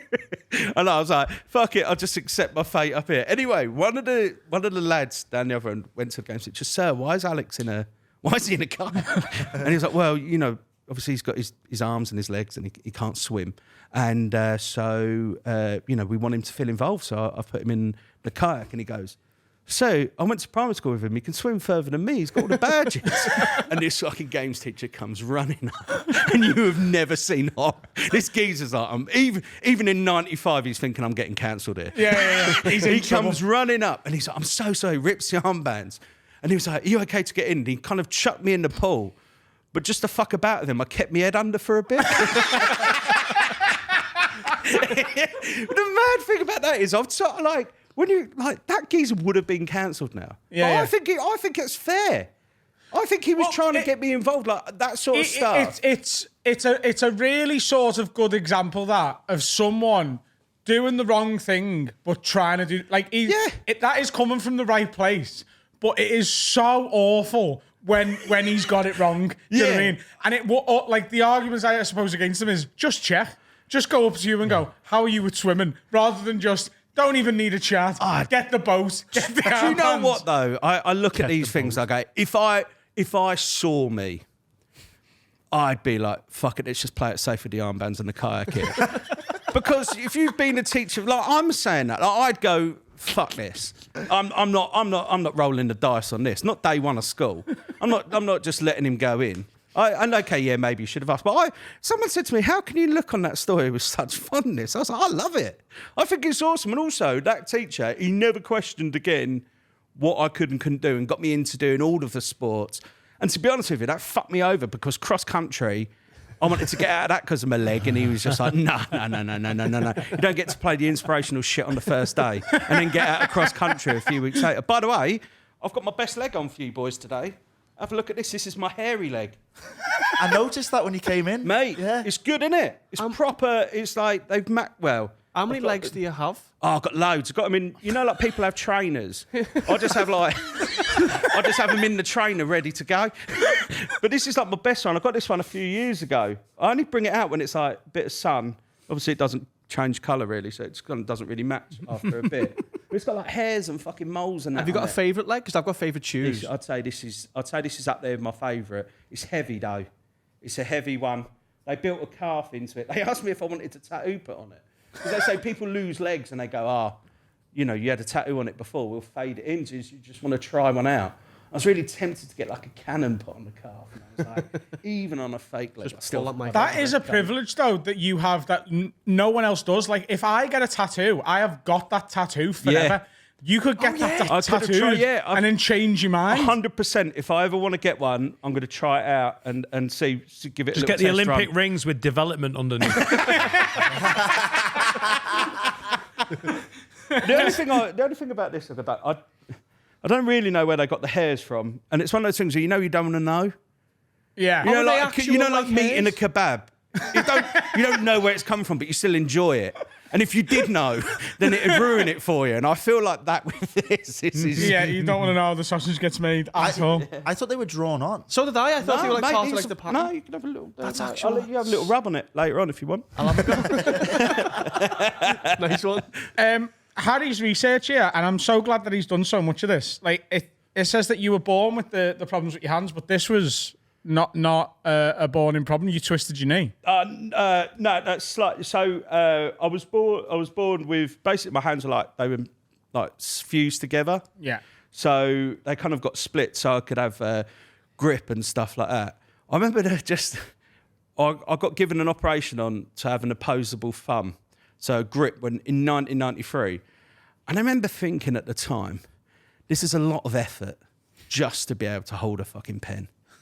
And believe me, when I discovered porn, I was like, fucking hell. Tell me the world of good. Oh, mate, it was a life changer. But yeah, I was born with my hands like this, with my leg. So I was born with both feet, but without it's either the tibia or fibia, one of the long bones. Basically, Yeah. I didn't have, and they were like, look, he's either gonna, you can keep it like this, or he's never gonna really be able to walk in it. So you're better off fucking having it off. Oh, wow, okay. So Yeah. they had it off when I was 13 months old.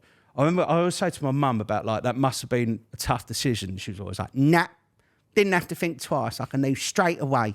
I knew he came in and he gave us a choice. I said, nah, just take it off. And obviously you always go, that's fair enough. Your But mum's you nails, by the way. You see how long it takes that woman to order in a restaurant. You fucking see.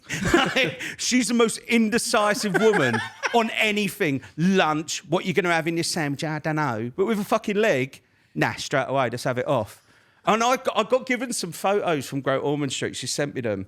And in it, I'm stood up.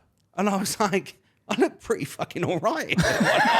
And she was like, yeah, it's a weird one, that photo. And that was it. She walked off. It's a weird one.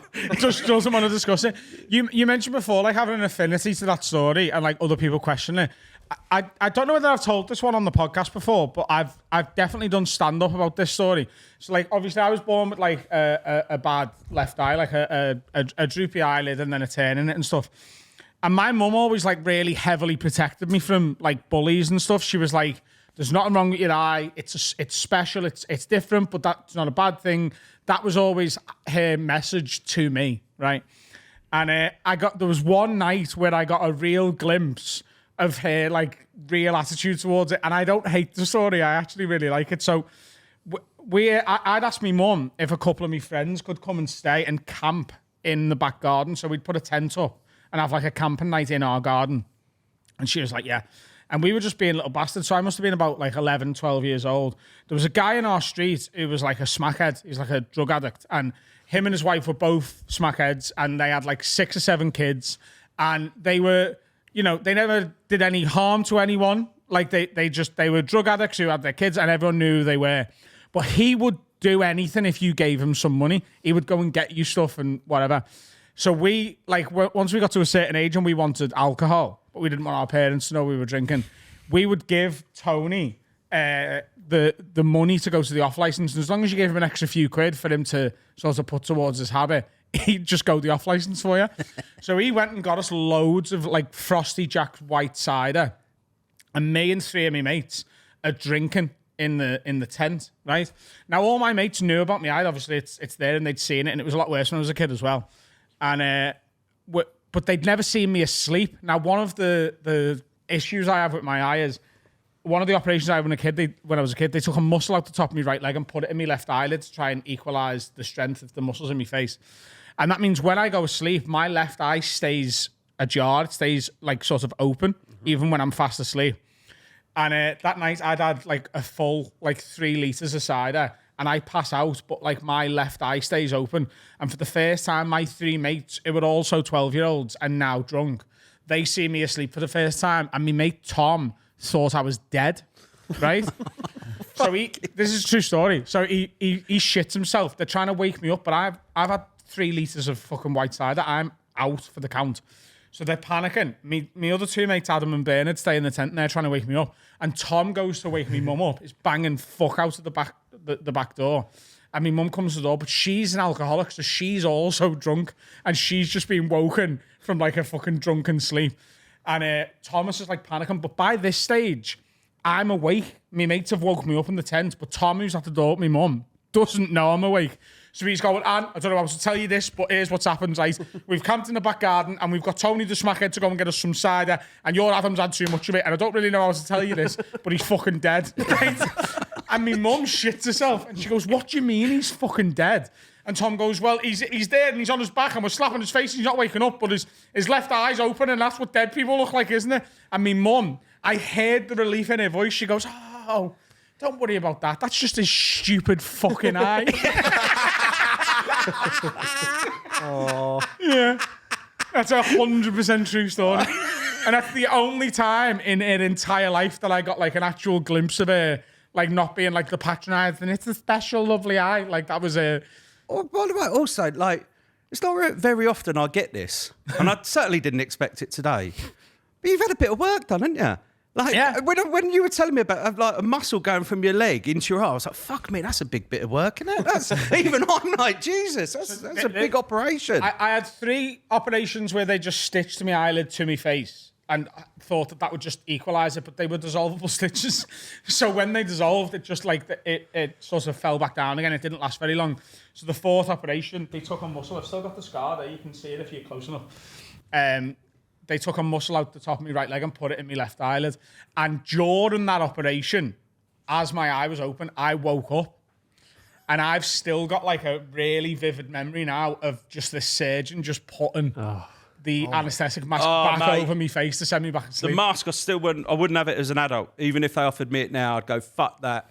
It's fucking horrible. Do they still use it? Because I remember that's the scariest bit of the dentist. Yeah. It was that's that the bit in my head. awful taste. I've fought against it, you know, when I was like a teenager. You meant to go count down from 10 and go to sleep. I was that scared of the dentist that I fought against it. And it put me in some weird like limbo. And they had to give me like an injection to wake me up. Because I was like, no, I don't want to go to sleep because I was scared of it. But it was the worst feeling. It's like it's like sleep paralysis kind of place. Yeah. You have to like inject me with I remember adrenaline. losing it and trying to fight them off and being pinned down. And then that being put on, you're like, that is so traumatic. My mum was like, stop fighting. You're like, oh, this can't be good. The oldest I was when I had any operation, though, I was 4. So I was so young that I didn't know to be scared of it. Do you know what I mean? Mate, I think that's exactly like whenever anybody goes, oh, it must have been awful.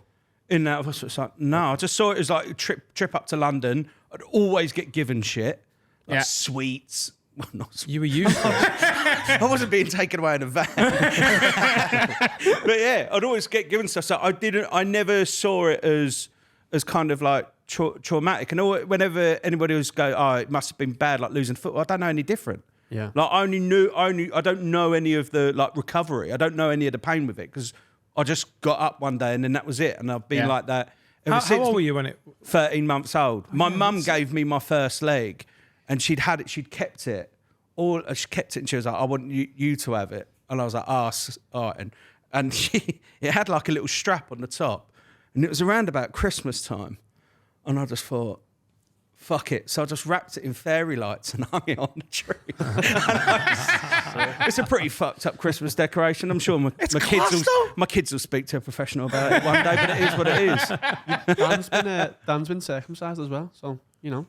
Wow. Yeah, Congratulations. I've been there, guys. You know? Oh, I've been the through end it. of his willy. It would have been nice to have someone explain what was going on, but you're just going to sleep now and you're going to wake up with a different dick. Cool. It's not a different dick. I was 8 years old. I was Didn't 7 you or 8 take one years off and put a new one on? Yeah, I got a Peruvian guy's dick. Oh, you were 8, so you It was were like, very the knowledgeable. French exchange, but for my dick. No one explained what was going on. I wasn't a baby. I was like 7 or 8 years old, and no one thought, hey, we'll give him like a little pep talk about his dick. So it was, I'm not trying to compete. Oh, no, I think It was that's- weird. It was weird waking up going, this doesn't seem good. I'd rather have my dick in my eye than your dick in your eyes, though. I don't notice your eye even remotely anymore. I'd rather have not had anything done to my dick. Like that was one of the things I was like, I'm so glad that this is all right. When you're like it's all forelimbs and you're like, fuck, this could have been.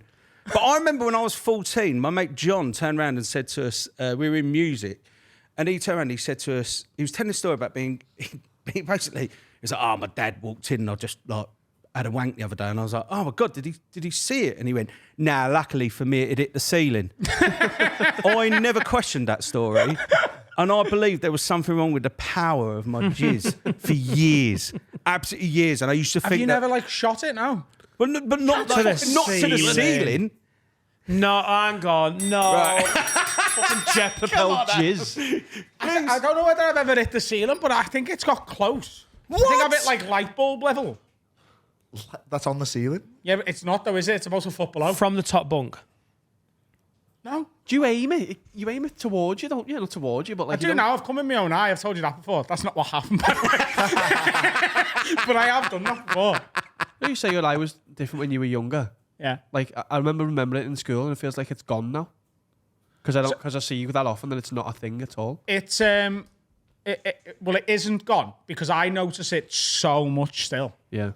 Like I'm so conscious of it, and like it's something that I didn't realize how conscious of it I was until again about a month ago in therapy.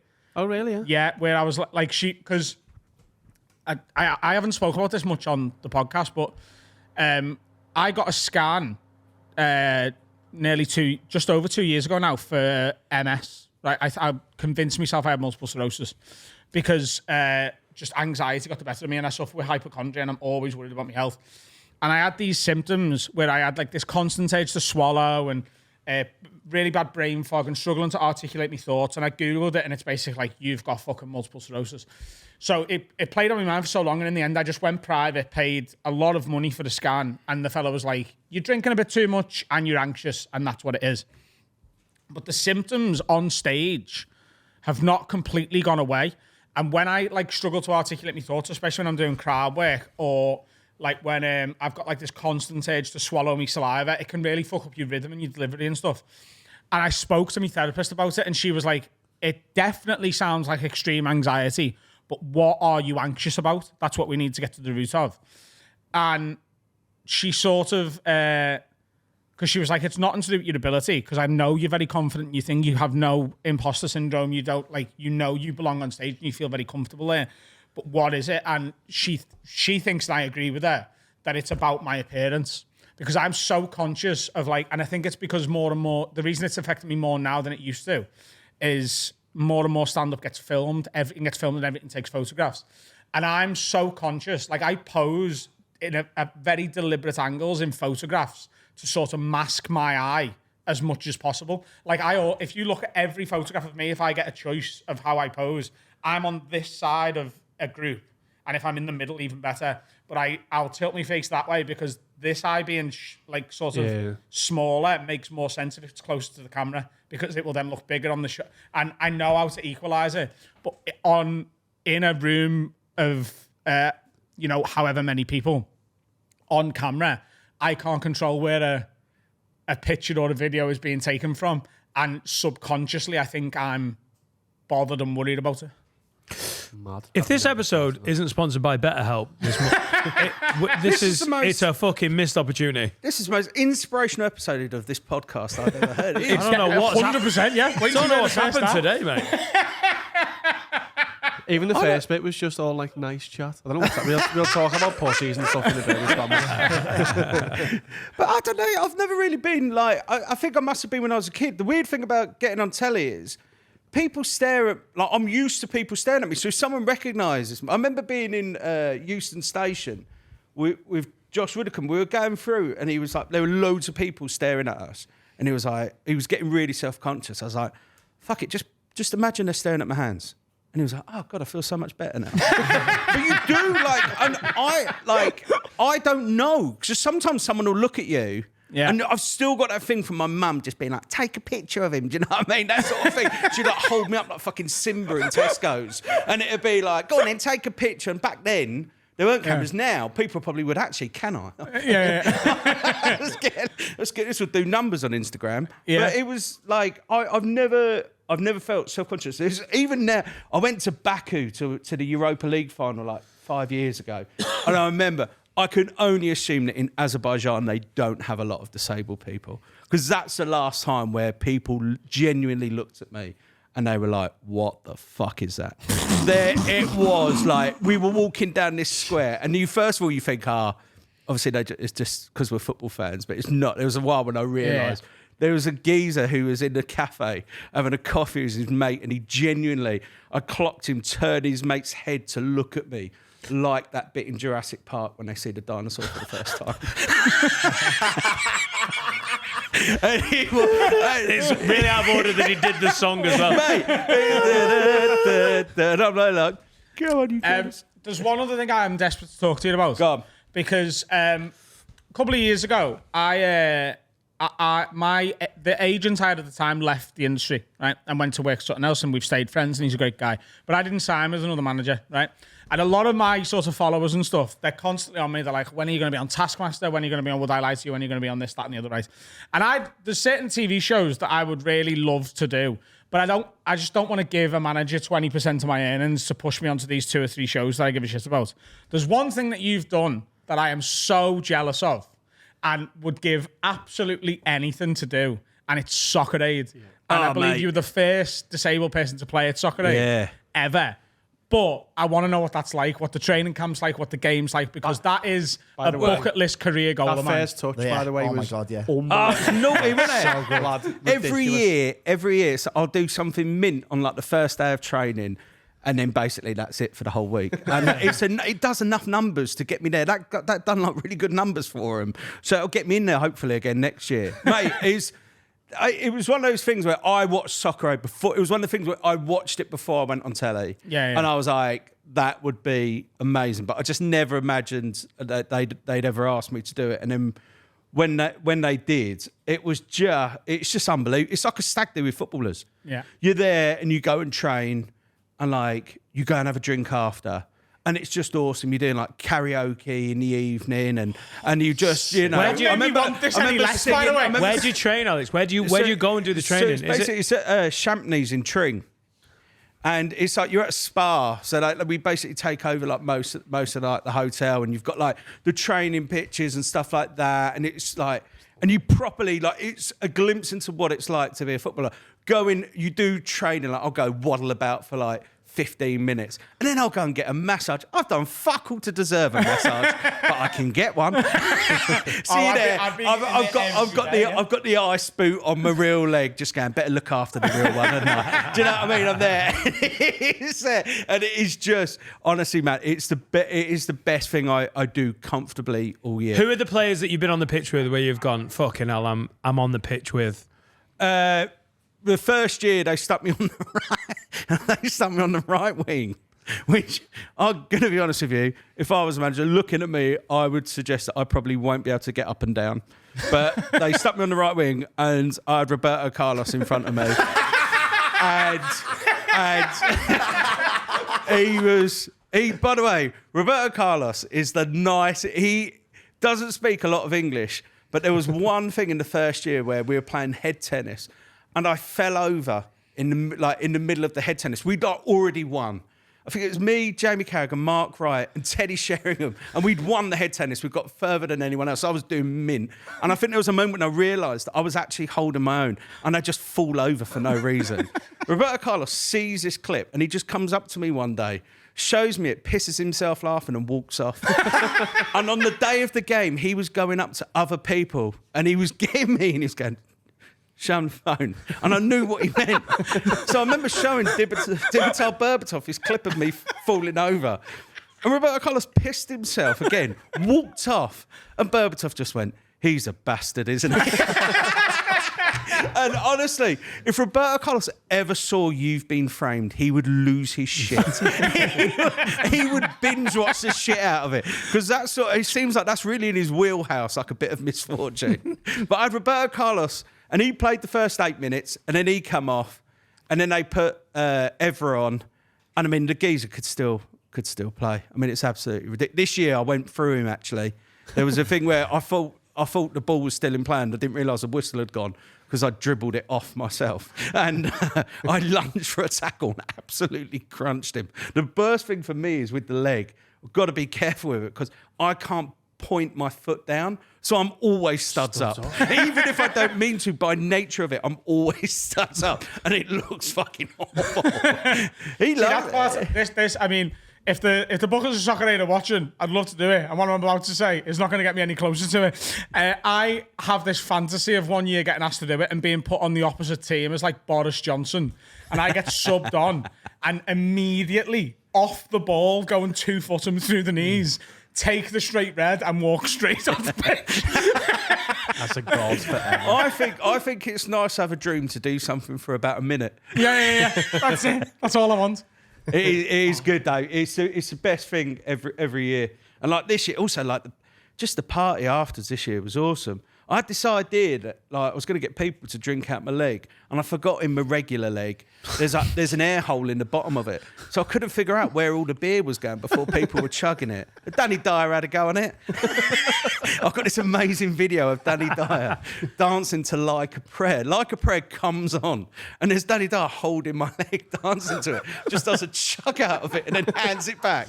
And you go the next morning, I woke up and was like, that is like, obviously it's amazing, like getting married and having kids, but I'd say that's up there, one of the great moments of my life. You go, if somebody had said to me, look, you can have the 2 feet or lose one, but this happens when you're 40, I'd go, take that prick off now. Fucking have it.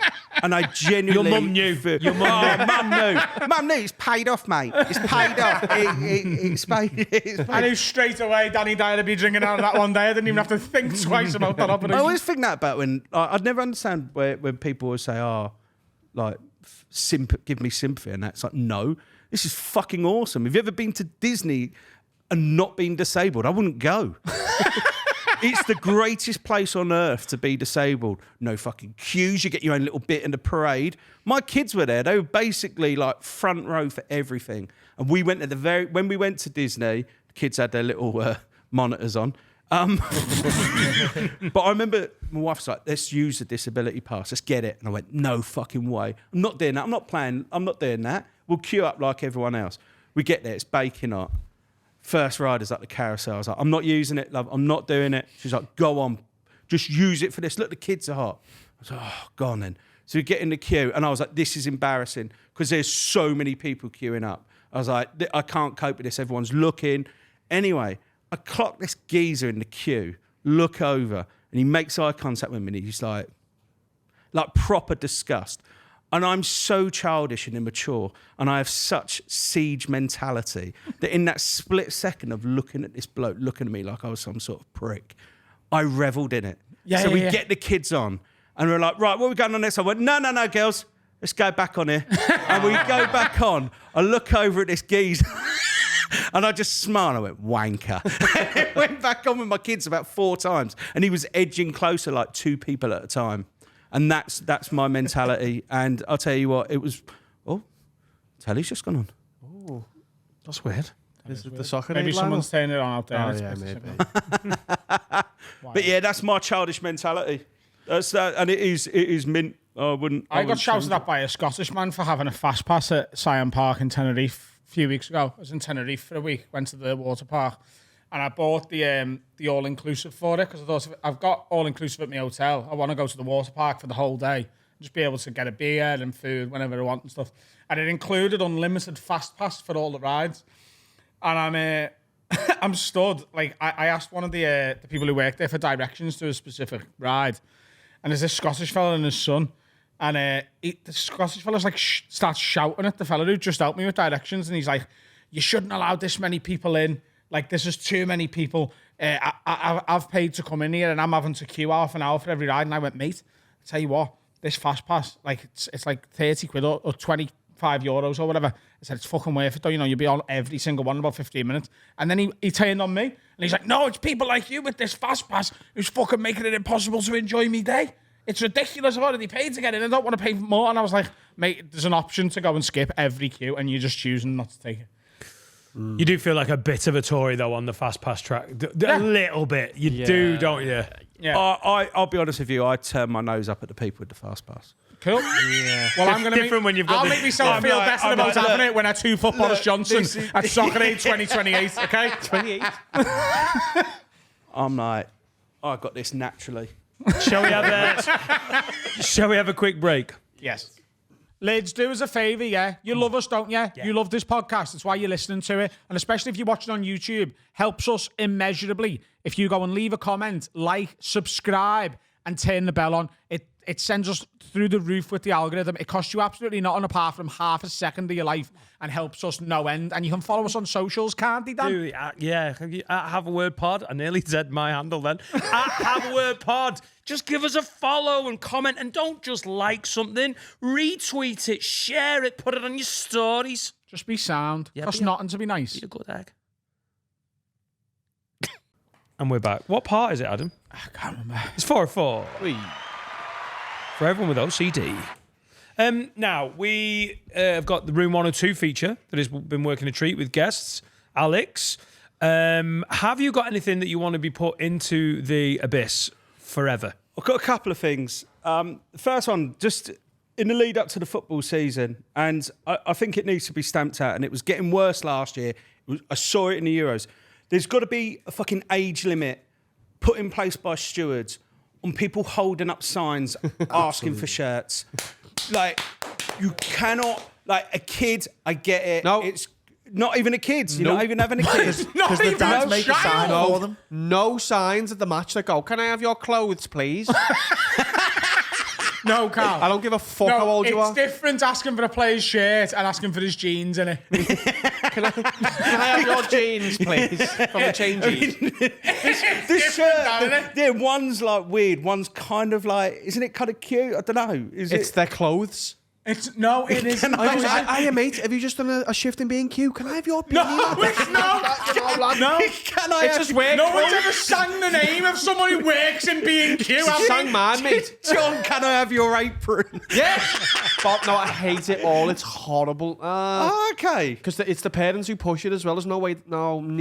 But I think there's a lot, obviously a lot of kids, which I know you hate, but there's also more adults doing it. Yeah, the adults should be shot. Yeah. The adults are worse. And there was a sign. I saw some geezer holding a sign during the Euros. And it was like, "Harry Kane, H. Kane, can I have your shirt, please?" And I just thought, you look like a nonce. Yeah. This is fucking weird. It's like, why would you have it? Also, the other thing is, sometimes, and I know you don't like this, but with the kids, they get the shirt and they put it on. It's all too big for them, and it's like, it's kind of cute. Yeah. If I got Bukayo Saka's shirt on, and I tried to put it on, it's literally going to look like a boob tube. I don't see the point. I don't think you should be allowed signs in a ground. Fact. Unless it's a banner or like. Unless it's a Taylor Swift like show. What, as an adult, what sign are you taking that doesn't make you look like a bad twat? I've took flags and banners. No, from that's that. a No, flag and a banner. no. You haven't got home, done an arts and crafts session, writing out wording to then be like, You haven't ripped up a Walker's box and wrote, "I love you, Trent," and then took at the match, have you? Trent, you're great. You're a man. I look up to you. Yeah, no. Harvey Elliott, you're my favourite 9-year-old. At what point? Adam, age 32. From Dubby. I think 12 and under's fine. But if you're there, you're right, as an adult, if you're there colouring it in, trying to keep it within the lines. Exactly. You're like, that is. Well, a few years ago, I made up the fucking Reds using 3 different bed sheets. That was for the final, I won it, and it was a banner. Yeah. It wasn't That a you sign. then attached to something and left it alone. You didn't stand at any point in the middle of a stadium going, No, I took it to the Olympia though to watch the match on the telly. that's fine. That's fine. I agree with the signs. Flag, the flag. I don't mind the flags. I don't mind that. With the England flags and they bring back fingering took a from the shot Sheffield up- United Do you, fans. do you like that though? I don't mind it. It's their away day. They've got a flag. They don't support a team that's ever in the Champions League. They're from Mansfield Town. They want to go to fucking Europe and be nonces. And fine. Just have the flags out and be like, yeah, it's fine. It's fine. It's not the same as writing, this is what I think. Could you do this? Fuck off. I took a Sugar Sean O'Malley flag that I made to Abu Dhabi, and it was just them because I was like, I love you. It wasn't like, can I have your Can pants? I have your shorts? Can I have your pants? You're one, can I have your pants? It was like, you're sick and I want you to see. In the like- NFL, the defense, a big D and then a little sign of offence. You fucking hack. Bore off. It's not your joke. It was done 40 years ago. You're like, I'm going to make it, Carol. Make it, Graham. Defense. Fucking idiots. Carol and Graham there. Carolyn Graham. From the south. So I'm gonna, Could be true. you get my vote on this because I think they should all go in. I think 12 and under's fine. I think once you're into your teens, you can't. I think that's fair. So I think as a grown adult, you should get like one of those bands they give to like people like who like have a row inside Yeah. the ground. You should get like a banning order. Yeah. From all grounds, all football for like 5 fucking As a years. test, you take your lad, Yeah. little Vinny, he's 10. Go on a game, lad, can't wait. Yeah, blah, blah, blah, get your 110s on. Dad, I'm just going to go and grab the can I have your shirt, Kenny Dalglish sign. Go on, son, yeah. We're going to a Legends game, are we? You wouldn't go, no, you're not taking that. You'd let him take it. No, I wouldn't. No, There you go. but that's because I'm better than some other people, and I don't hold everyone else to my standards. If you're a footballer, would you be a shirt swapper? Because Alex Ferguson famously wouldn't. It's not It's not a euphemism. It's not a euphemism. It's difficult in the modern game to come out as a shirt swapper. Hitzelsberger did it post. There's the secret shirt swapper that no one knows who it is. Would you, at the end of a European game or an international game, would you do the? Yes, absolutely. Yeah. And I would run over to the person and go, I want it. Zidane, Because Ronaldinho. Fergie banned it at United, and Keane, as the enforcer, also enforced I that. remember seeing a video of Javier Zanetti, and he had all the shirts he's collected over, and it just looked awesome. Yeah. But by the way, if you played against Zanetti, that would be one of the first players you'd go and get. Like if you played that like late 90s Inter Milan team, oh, absolutely. Yeah, I'd be running over. bad, I'd have no shame. I'd be like, lad, I want your shirt. Was it PK? Who was playing EA Sports when they unpacked something? I think they unpacked Messi or someone like that. No? they were playing EA Sports and they EA Sports. unpacked Messi. I don't God, you're so old. I've unpacked the Messi on EA Sports. and he actually had the shirt in the background. Oh, really? Yeah. Yeah. Go on, give me the right terminology because I've Packed. On FIFA. Yeah. You pack. I don't play. Have you seen the one EA with Sports game. Sound like someone's granddad talking about their grandson. I sound like a Oh, fed. tell him. I tell sound like him. a fed. He's just unpacked a Lionel Messi on his EA Sports console game. You fucking rats. Have you seen the one with Fucking rats. the Sam Marinese player that swapped with Rooney? Oh, yeah, and and they wrote Rooney about it. and Rooney claimed that he still had the San Marino shirt. But he never posted a photo. Well, the San Marinese player replied, didn't he, on Twitter and said, Yeah, "Oh, and he- boss." I'm glad Yeah, you and remember me." he had Rooney's shirt. But would you, if you were Rooney, would you keep the San Marino? No, you'd have a clear out. It'd be in a charity shop in Alderley Edge. Absolutely. No, San Marino would be a class 112. It'd be the bottom of the pile. No, it wouldn't, because it's like you can't get that anywhere. Like you could hard. get a Madrid top and put fucking Zidane on the back. You can't get a San Marinese top and put fucking John on the back, can you? But it's not making Stay it in, onto John. the wall. At the very least, you're getting it in what, a drawer? Yeah. A bag? I wouldn't even get it out the bag of San God, Marino. he's playing You just have old kit and you're like, oh, fuck, I Leave it, forgot that about stinks. that. It's got mouldy. He wears it for painting. I never feel like I smell more like BO than when I've got a football top on, by the way. I think it's because it's in your Can I do a outfit, yeah. check? You need to get yourself right with Jesus. No, you're fine. You're fine. You're Just all a little good. bit of masculinity I can sniff. Oh yeah, that was it. That's why I've got an erection. I think that passes, yeah. Yes. Well done. There we go. You got you got any another more? one? Confetti. I just think it's fucking shit. It is never, just mess, it never innit? looks good in the photos. The bride and groom just get covered in it. I'll be honest with you, it doesn't play to my strengths. Like I've been, the last wedding I went to, someone was like, "Oh, everyone take like a handful," and they went to me, "Oh, even you, Alex." I was like, and then I get like a fucking pinch and fucking sprinkling the bride like Salt Bay. Do you know what I mean? And I just, you know, it's just, why have I just seasoned my mate? And I know obviously that's a problem that's obviously unique to me. But in the grand scheme of things, even if I had big hands, I'd go, this is fucking crap. I think confetti's shite. Hang Confetti on. cannons, though. Yeah, I was about to say in cannon form. Now we're talking a different ball game altogether. Yeah. Now confetti cannons, I'm all for. Give everyone one of them, and if you're gonna do it, do it. Yeah. I think there should be like for big events actual confetti cannons. Do you know what I mean? Like fucking like on a pirate ship. Like a fucking big Light the fuse. Light the fuse And blow Nana into next week. that I'm on board with. But yeah, just like flicking a little bit of fucking shitty multicoloured paper. Some churches don't like you using confetti because it gets stuck to the graveyard or whatever. So they basically give you like seeds or something. It looks too fun. The graveyard looks fucking amazing. Here lies it's like covered in pink confetti. Yeah, that's great. You can't use rice because it kills the pigeons. Yeah, it makes them blow up, doesn't it? What? If you feed pigeons rice, it makes them explode. That's it. Yeah. Do you not know this? No. This is What, one are of my we- favourite facts. Are we talking like cooked rice or just dry? Any rice. Any Peel rice. out Any That's rice. That's why there's no Chinese pigeons. That might be a fact. Might be a fact. That should be the name of this podcast, by the way.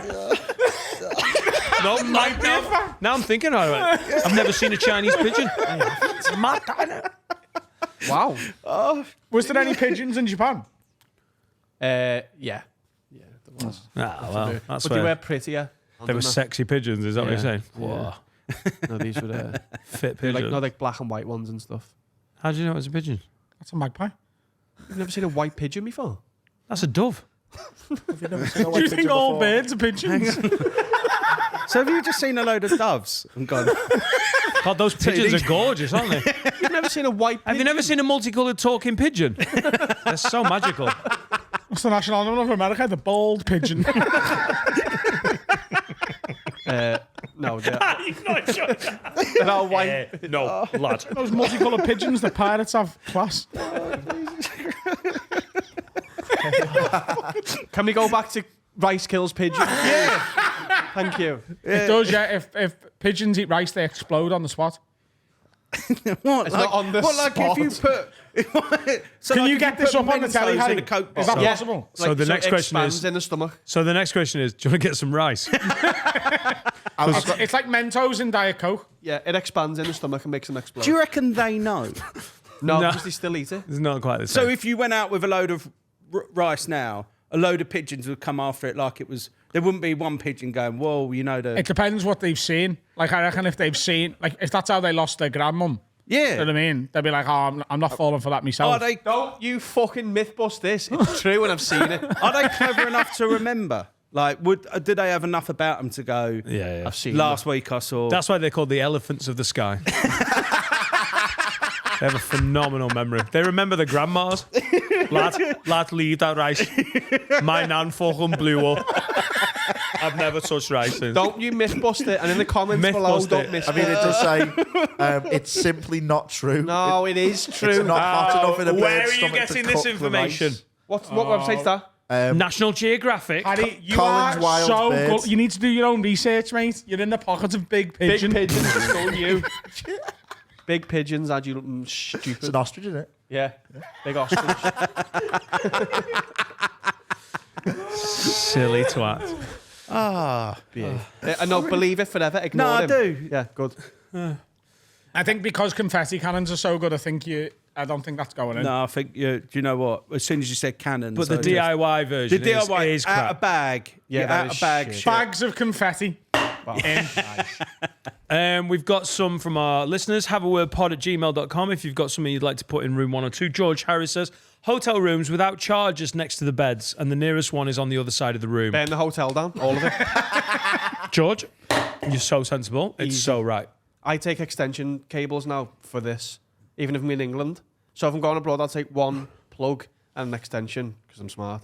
But in England, I'll take an extension because so many hotels, Smart. so many hotels have to plug Yeah. and you can't go to bed with your phone on charge in the bathroom. The 4-plug extension lead on holiday with the adapter is just that's when you're a smart man. That Can I feels also really good. say, I think one of the biggest jumps of the gun in human history, right? One of the biggest overestimations I know exactly what you're going to say, and I'm not going to say it. of the mainstay of technology. Say it. Is that all hotels all over the world went, do you know what's probably going to stay forever? USB, yes, 100%. USB-A, fuck off. They had like a good 8 weeks. All hotels changed their entire system. Our couch has got it. USB-A. And they're now obsolete. yeah. Put They're the done. C Yeah. in. They're not. They're on their They way. are. No, they're they're as done. close to obsolete as being obsolete. You as- get the odd thing now, but yeah, I'm exactly with you. You get there and it's like, why? It's absolutely no good to me. This. Oh, do you know what? Actually, they're probably not obsolete for you, are they? Goth Because droid. you're a fucking Android person. Yeah. So you've probably But got a they've changed million the law. different fucking. Oh, They've changed the what law, are haven't they? So USBs? my charger's the future. Yours isn't. Yeah. The USB-C is now universal. So So get rid of the USB-A. It's not suck my Android using balls. Zach Bronson says, Zach Broxson says, I've made up my name. Cup lids. Please can we put into room 102 people who book tables in a pub to watch footy? Walking in and seeing a table with Georgia ×8 on it. If you want a table, turn up early and get one. Or if you want a table, book one.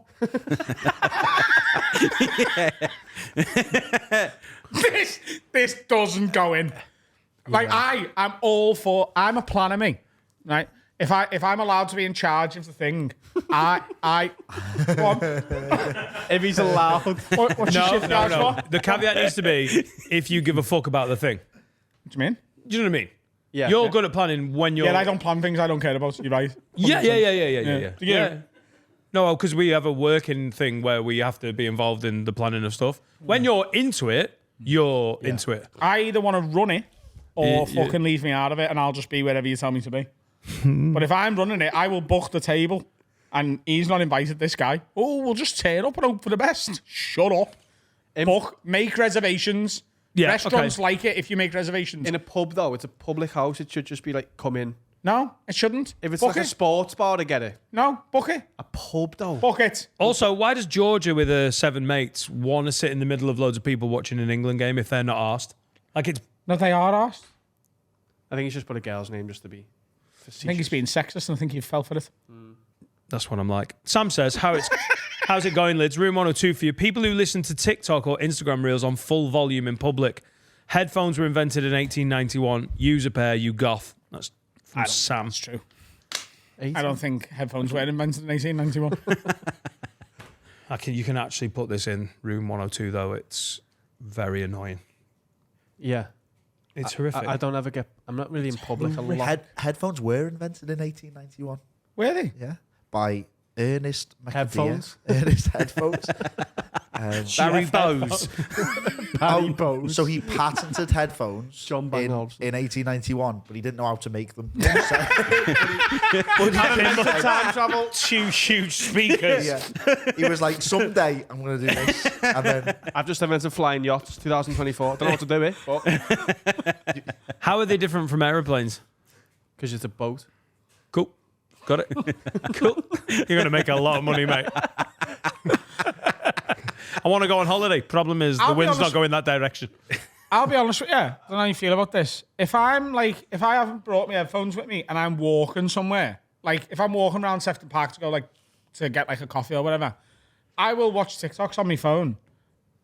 And I just if I'm on a bus and you've got a captive thing, I think that's But if I'm there's just people walking around around and you. people are just walking past me, Yeah, I think there's a difference between doing it in an open space and doing it when there's someone On a train, on a Yeah. train On a train, carriage. stinky. Yeah. Yeah. I don't listen to what you're listening to. It's probably shite.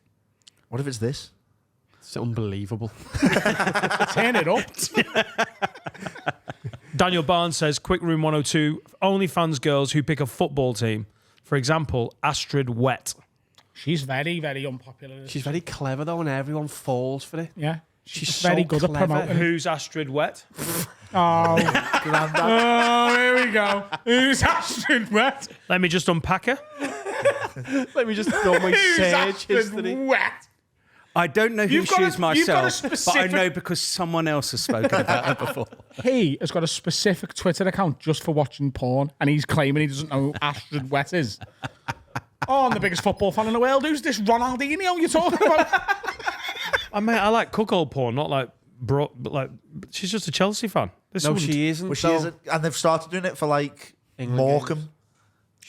She's sorry. Leighton Orient have like. Yeah. I know Derby have one. I'm all for these very intelligent women promoting themselves and having If men all want to the- give you money and we're idiots, take our money. But like she's an expert at it, and everyone falls for it. She and makes it's dead funny. mistakes in the videos purposely. She spells things wrong. Oh, you're an idiot. It's like you've just given her money. If you want her to go away, ignore her. But she is smashing the game. Fair play to her. What, so people subscribe to her to correct her spelling? People will follow. No, they're not signing up. Just so you're not actually. Just Susie like, Dent. She's on Only Pedants. they make money from interactions, don't they? So every comment going, "You stupid fat bitch," is like giving Yeah. it. No, she'll say like, why has Gareth Southgate not played, I don't know, like an Irish player, like something stupid like, I don't know, who's the fullback for Liverpool? The Andy kid. Robertson. Yeah. Why is he not starting for England? And all that to go, oh, you're an idiot, he's Scottish. It's like, yeah, she's done that, so you comment so she gets money. And she does it constantly, and she's the best Clever at it. girl. And she's making loads of money, and fair play to her. And I the don't more like her. interactions she gets, the more it gets pushed to other people, and she finds more simps where it's just being go, "Don't worry about it, babe. Here's another 25 quid. Show you to." She has just got the system and just draining its money. Well done. One more. Jamie Hodgson says, all right, lads, I've got an entry to Room 102. The fact that Netflix have movies and films only available in certain countries, it's bullshit. We all pay the same, so let everyone watch everything. Do you know what I would say? You need to sign up to NordVPN. If you sign up to NordVPN, this is just not a problem. in You your can life. watch Madagascar and Disney Plus. Facts. That is a fact. You know? VPN is good. I mean, this is like the most horrible. I haven't got a bad advert word ever. to say about Netflix, you know, just because Good about people. to send them a video. Do you know what? And I think they got an insightful look into the future of comedy. And I hope, you know, they I'd use just it. like them to have a look at a video that I've made, you know. So A video. A video. Just a little It is vid what it I've is. made. It's multiple videos. no, but it's one video, isn't it? We've made one video out of it. Yeah, it's a incredible. Shot my own stand-up special. Gonna send it to Netflix to have a look at it. So I'm refusing to slag them off. But yeah, you should have just everything available everywhere. for the But, price it is. but it's just, that's a really rudimentary way of looking at it. Like, what happens is other streaming services in that country buy the rights to a film. It's not Netflix trying to fuck you over. No. It's just that there's Also- other things going on. It's quite good when you go abroad and you're like, oh, I wonder what I'm going to get on Netflix here. Yeah. It's a Yeah. little bit of excitement. It is. It literally, when it comes, oh, that's not my usual In recommendation. America, Yeah. you can't watch Friends on Netflix. Done my head in that when I was in New York, and I just wanted to have a little chill and watch a bit of Friends. You watch Grey's Because it's on Anatomy, though? Peacock. Oh, Huh? yeah. It's on Peacock. It's on whatever, yeah. It's I on wouldn't watch whatever, Grey's yeah. Anatomy. Grey's Anatomy makes me scared that I'm going to die. Because every single episode, a man my age goes in with a cough, and then he's got AIDS and dies by the end of it. That's literally every episode.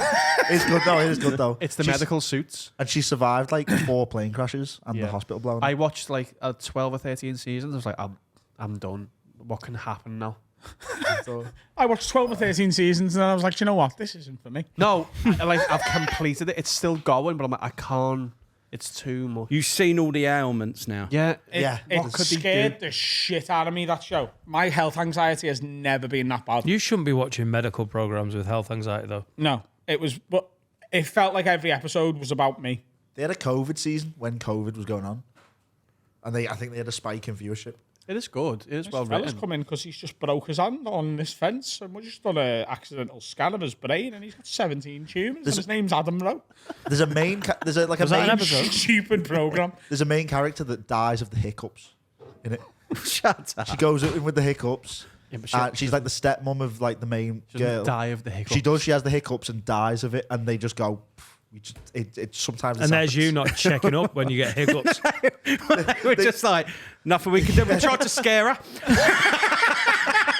Fuck, what else can we do? Hold your breath a second. Who's paying for this program to be made? Is this like Booper? It's the biggest show. Denzel Washington's directed a couple episodes. Yeah, but where's the money coming from? Private healthcare. Check the budget. There's no way. It seems like an absolute fucking. I don't think Denzel would have directed the paid. Hiccups episode. They get paid so much money. She's the highest paid actor in TV. Meredith. Meredith, yeah. And she had a big argument with Denzel because Denzel was trying to direct it. She was like, "This is my show." How the fuck do you know that? Because when I got COVID, I watched 13 episodes in one day and then I was hooked. You'll be cutting out tumours in Pelican Bay when I get told you, Denzel. This isn't in my voice, mate. Right, This doesn't feel like something I'd say, you know. let's do it. Have a word and then get out of here. Okay. There's a song on that you can't hear. I can't do that. You've been Reigler. Go to sleep. You've been Reiglered. Will Rimmer says, lads, need you to have a word with this man at my Carl's gym. man, isn't it? Willie Rimmer. I will Rimmer, your mum. Will Rimmer says... That's my favourite response I need a day off. from Will ever, by the way. I just seen that to corner of my eye. He just went... I can't do more than 2 days a week of this. Lads, need you to have a word with this man at my gym. This is going to sound mental, but the past few weeks, this fella has been coming into the gym wearing dress shoes, trousers, a shirt, and a jumper, and going on the treadmill. More often than not, the one next to me, even though the gym is always empty. He just walks in this dress clubber like a serial killer, not even breaking a sweat in his many layers. He's creeping me out. Technically, he's allowed to, but I think it's Nancy behaviour. Have a word with him, please. And that's from Will. Oh, it's Rimmer. maybe he's planning for a date. He's like, I'm going to ask them now, and then I want to go chase straight the on woman. the date. Yes, I run away. thought you meant he was going straight after the gym. He's like, Yeah, I that's what ain't getting I mean. changed again. So Yeah. He's like, I'm going to go now, I'm ready.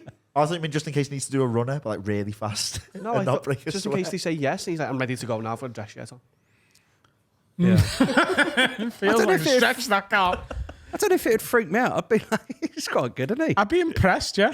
I'd be taking selfies with him. It's the shoes, isn't it? That's the Oh, man. It's the fucking jumper, knitwear, in the gym. Brother, that is illegal. So many people wear hoodies in the gym. What's that any different? That's not knitwear. Knitwear? Knitted hoodie. A knitted hoodie? I've knitted you a hoodie for Christmas, son. Can't have a cardigan on the treadmill. No. There has to be some sort of rule of common sense. No knitwear in the Just a gym. little side note, because I won't be able to think about it unless I say this out loud. I am considering getting my first cardigan. Cardigan? Cardigan. Is that like a mixture Playing between... Carnegie Hall. I am considering getting my first cardigan. Trying to change my style a little bit more. It's summer. I know. But for the winter. Right, okay. You've never had a cardigan before? Cool. I think I had one, didn't I? Do you remember me grey one? I do. It's horrible, that one. No, I liked it. I had a blue at the same time. The first thing I ever wore Alex's for fucking face. He's got undiagnosed ADHD, and this is our working life. We're literally that's how it works. Cardigan, knitwear, I'm going to get a cardigan. Stop the pod. I need to tell Carl something. Never mind, Alex. Well done, lad. I'm thinking about getting a cardigan. This is what we do. Put that on the dream board. Remember my grey cardigan? Yeah, I do. On here. Like, no one's listening. Remember my gym cardigan? I used to have a jumper. You ever had it? It was because I get so sweaty. It was a jumper with just the collar stitched in the top. So it looked like you had that kind of jumper shirt combo going I've on. got to be honest with you. I hate them so much. They were big Yeah. about 15, 20 years ago. Yeah. Yeah, Do you know yeah. now you can buy? This is genuinely I've true. never seen a jumper. You know you have. No, I'm thinking of the shirt with the hood on. No, have you never seen like a V-neck like jumper with like this bit of a shirt sewn into it? I don't think so, no. But There's now, no shirt underneath. You can buy just that bit of the shirt. What? So I follow loads of like male fashion influencers on like. Are they all TikTok wearing and- cardigans? Yeah, the cardigan's coming back. Cardigan season. It's July. You can buy just that bit of the shirt, and they put like a normal jumper over this like eighth of a shirt, so it looks like they've got a shirt on, and it really bothers me. So you put it on like a necklace? Yeah. Can you find it? Is there a short shirt shortage? There's a shirt. There's no short shirts. What's going on? I don't know his name. Buy a shirt. I follow someone, but I can't remember his Because name. it is hot. Where's- I've never seen that before. Maybe I haven't. I've been fooled. I mean, it's quite a good business. If you're people who say you make a shirt and you're like, we fucked up one of the sleeves. Don't waste it. We'll just cut off here. So Someone will stick a jumper on that. Maybe this guy is training for something specific because Taylor Swift, before she went on the Eras tour, the way she trained for it was she sang every single song she was going to sing whilst running on the treadmill so that she would be fitter than she needed to be for her shows. Baby Rain Maybe did it. this guy has got like a really fucking intense TED talk he's got coming up. oh yeah, Nice, yeah. silent one though. Maybe he's a fucking psycho. He does TED Talks. Maybe he can't afford gym clothes. He still wants to go to the gym. Let's let him do it. We can afford. He's not hurting anybody. That's like extra late. Like, surely gym clothes are cheaper. Maybe he's worried. Yeah, but maybe Inclement weather. I don't know. Let him do it. I want to see Let him him as do well. I didn't do it. No. Awful. I'm going to watch you and judge you. Psycho. What's that next to you? A briefcase? Fuck off. There's certain things I can't be doing within the gym. Briefcases. Oh my God. When you're wearing the wrong things, anyone in denim in a gym, get the fuck out. but you're okay with the racists in the sauna. I love a racist in the sauna. Dan's got a racist best friend in the sauna. I have a really high hit rate of people saying dreadful things about people from an ethnic minority while I'm sweating. And then it makes me sweat even more. So it's actually good for you. It's really good. It's good for me. It's awful to hear, but I get really warm, sweaty, get all the toxins out. Have you lost all that weight? Do you know what? I just sat next to a racist for ages. Yeah. Just go for EDL meetings in a sauna. Oh, shall we call it a pod? That is the end of the show. Alex, tell everyone where they can find you, and if you've got anything coming up you want to plug, then you can go nuts. So we got sorry, don't know. It's not a big announcement. I just want to get this right. No, I've got last week we're going to be doing the Paralympics, and also I've just started a podcast about 2000s football called Let's Be Avenue. Nice. So you can Sounds get like that if you're into Where does it end? we just started really. No, but I'm saying-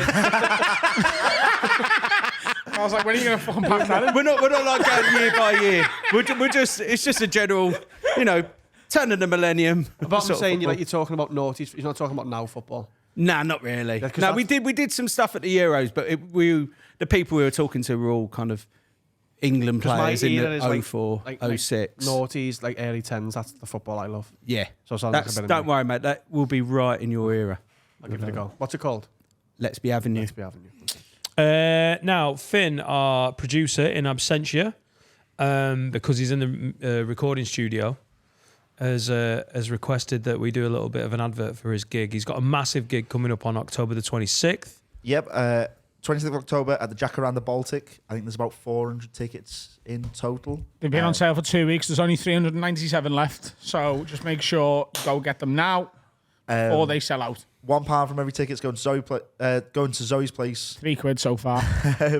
Tickets are in Finn's bio or the description of the video. And the song we're playing out with is his song, Yes. Take a Ride. And it's a classic Rama by Finley But Kerr. buy some tickets, definitely. Yeah. Alex, some it's been a tickets. fucking pleasure. Thank you, mate. Thanks for having us, fellas. Just Loved at the it. minute, those kids at Zoe's place are just sharing a multi-pack of dairy mugs.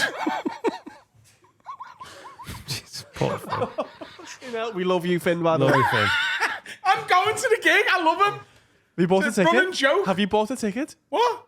Have you bought a ticket? I'm not buying a ticket. I had to buy a ticket to your country, Fink. He's did, just, yeah? He's just going to buy dairy milk, cut out the middleman.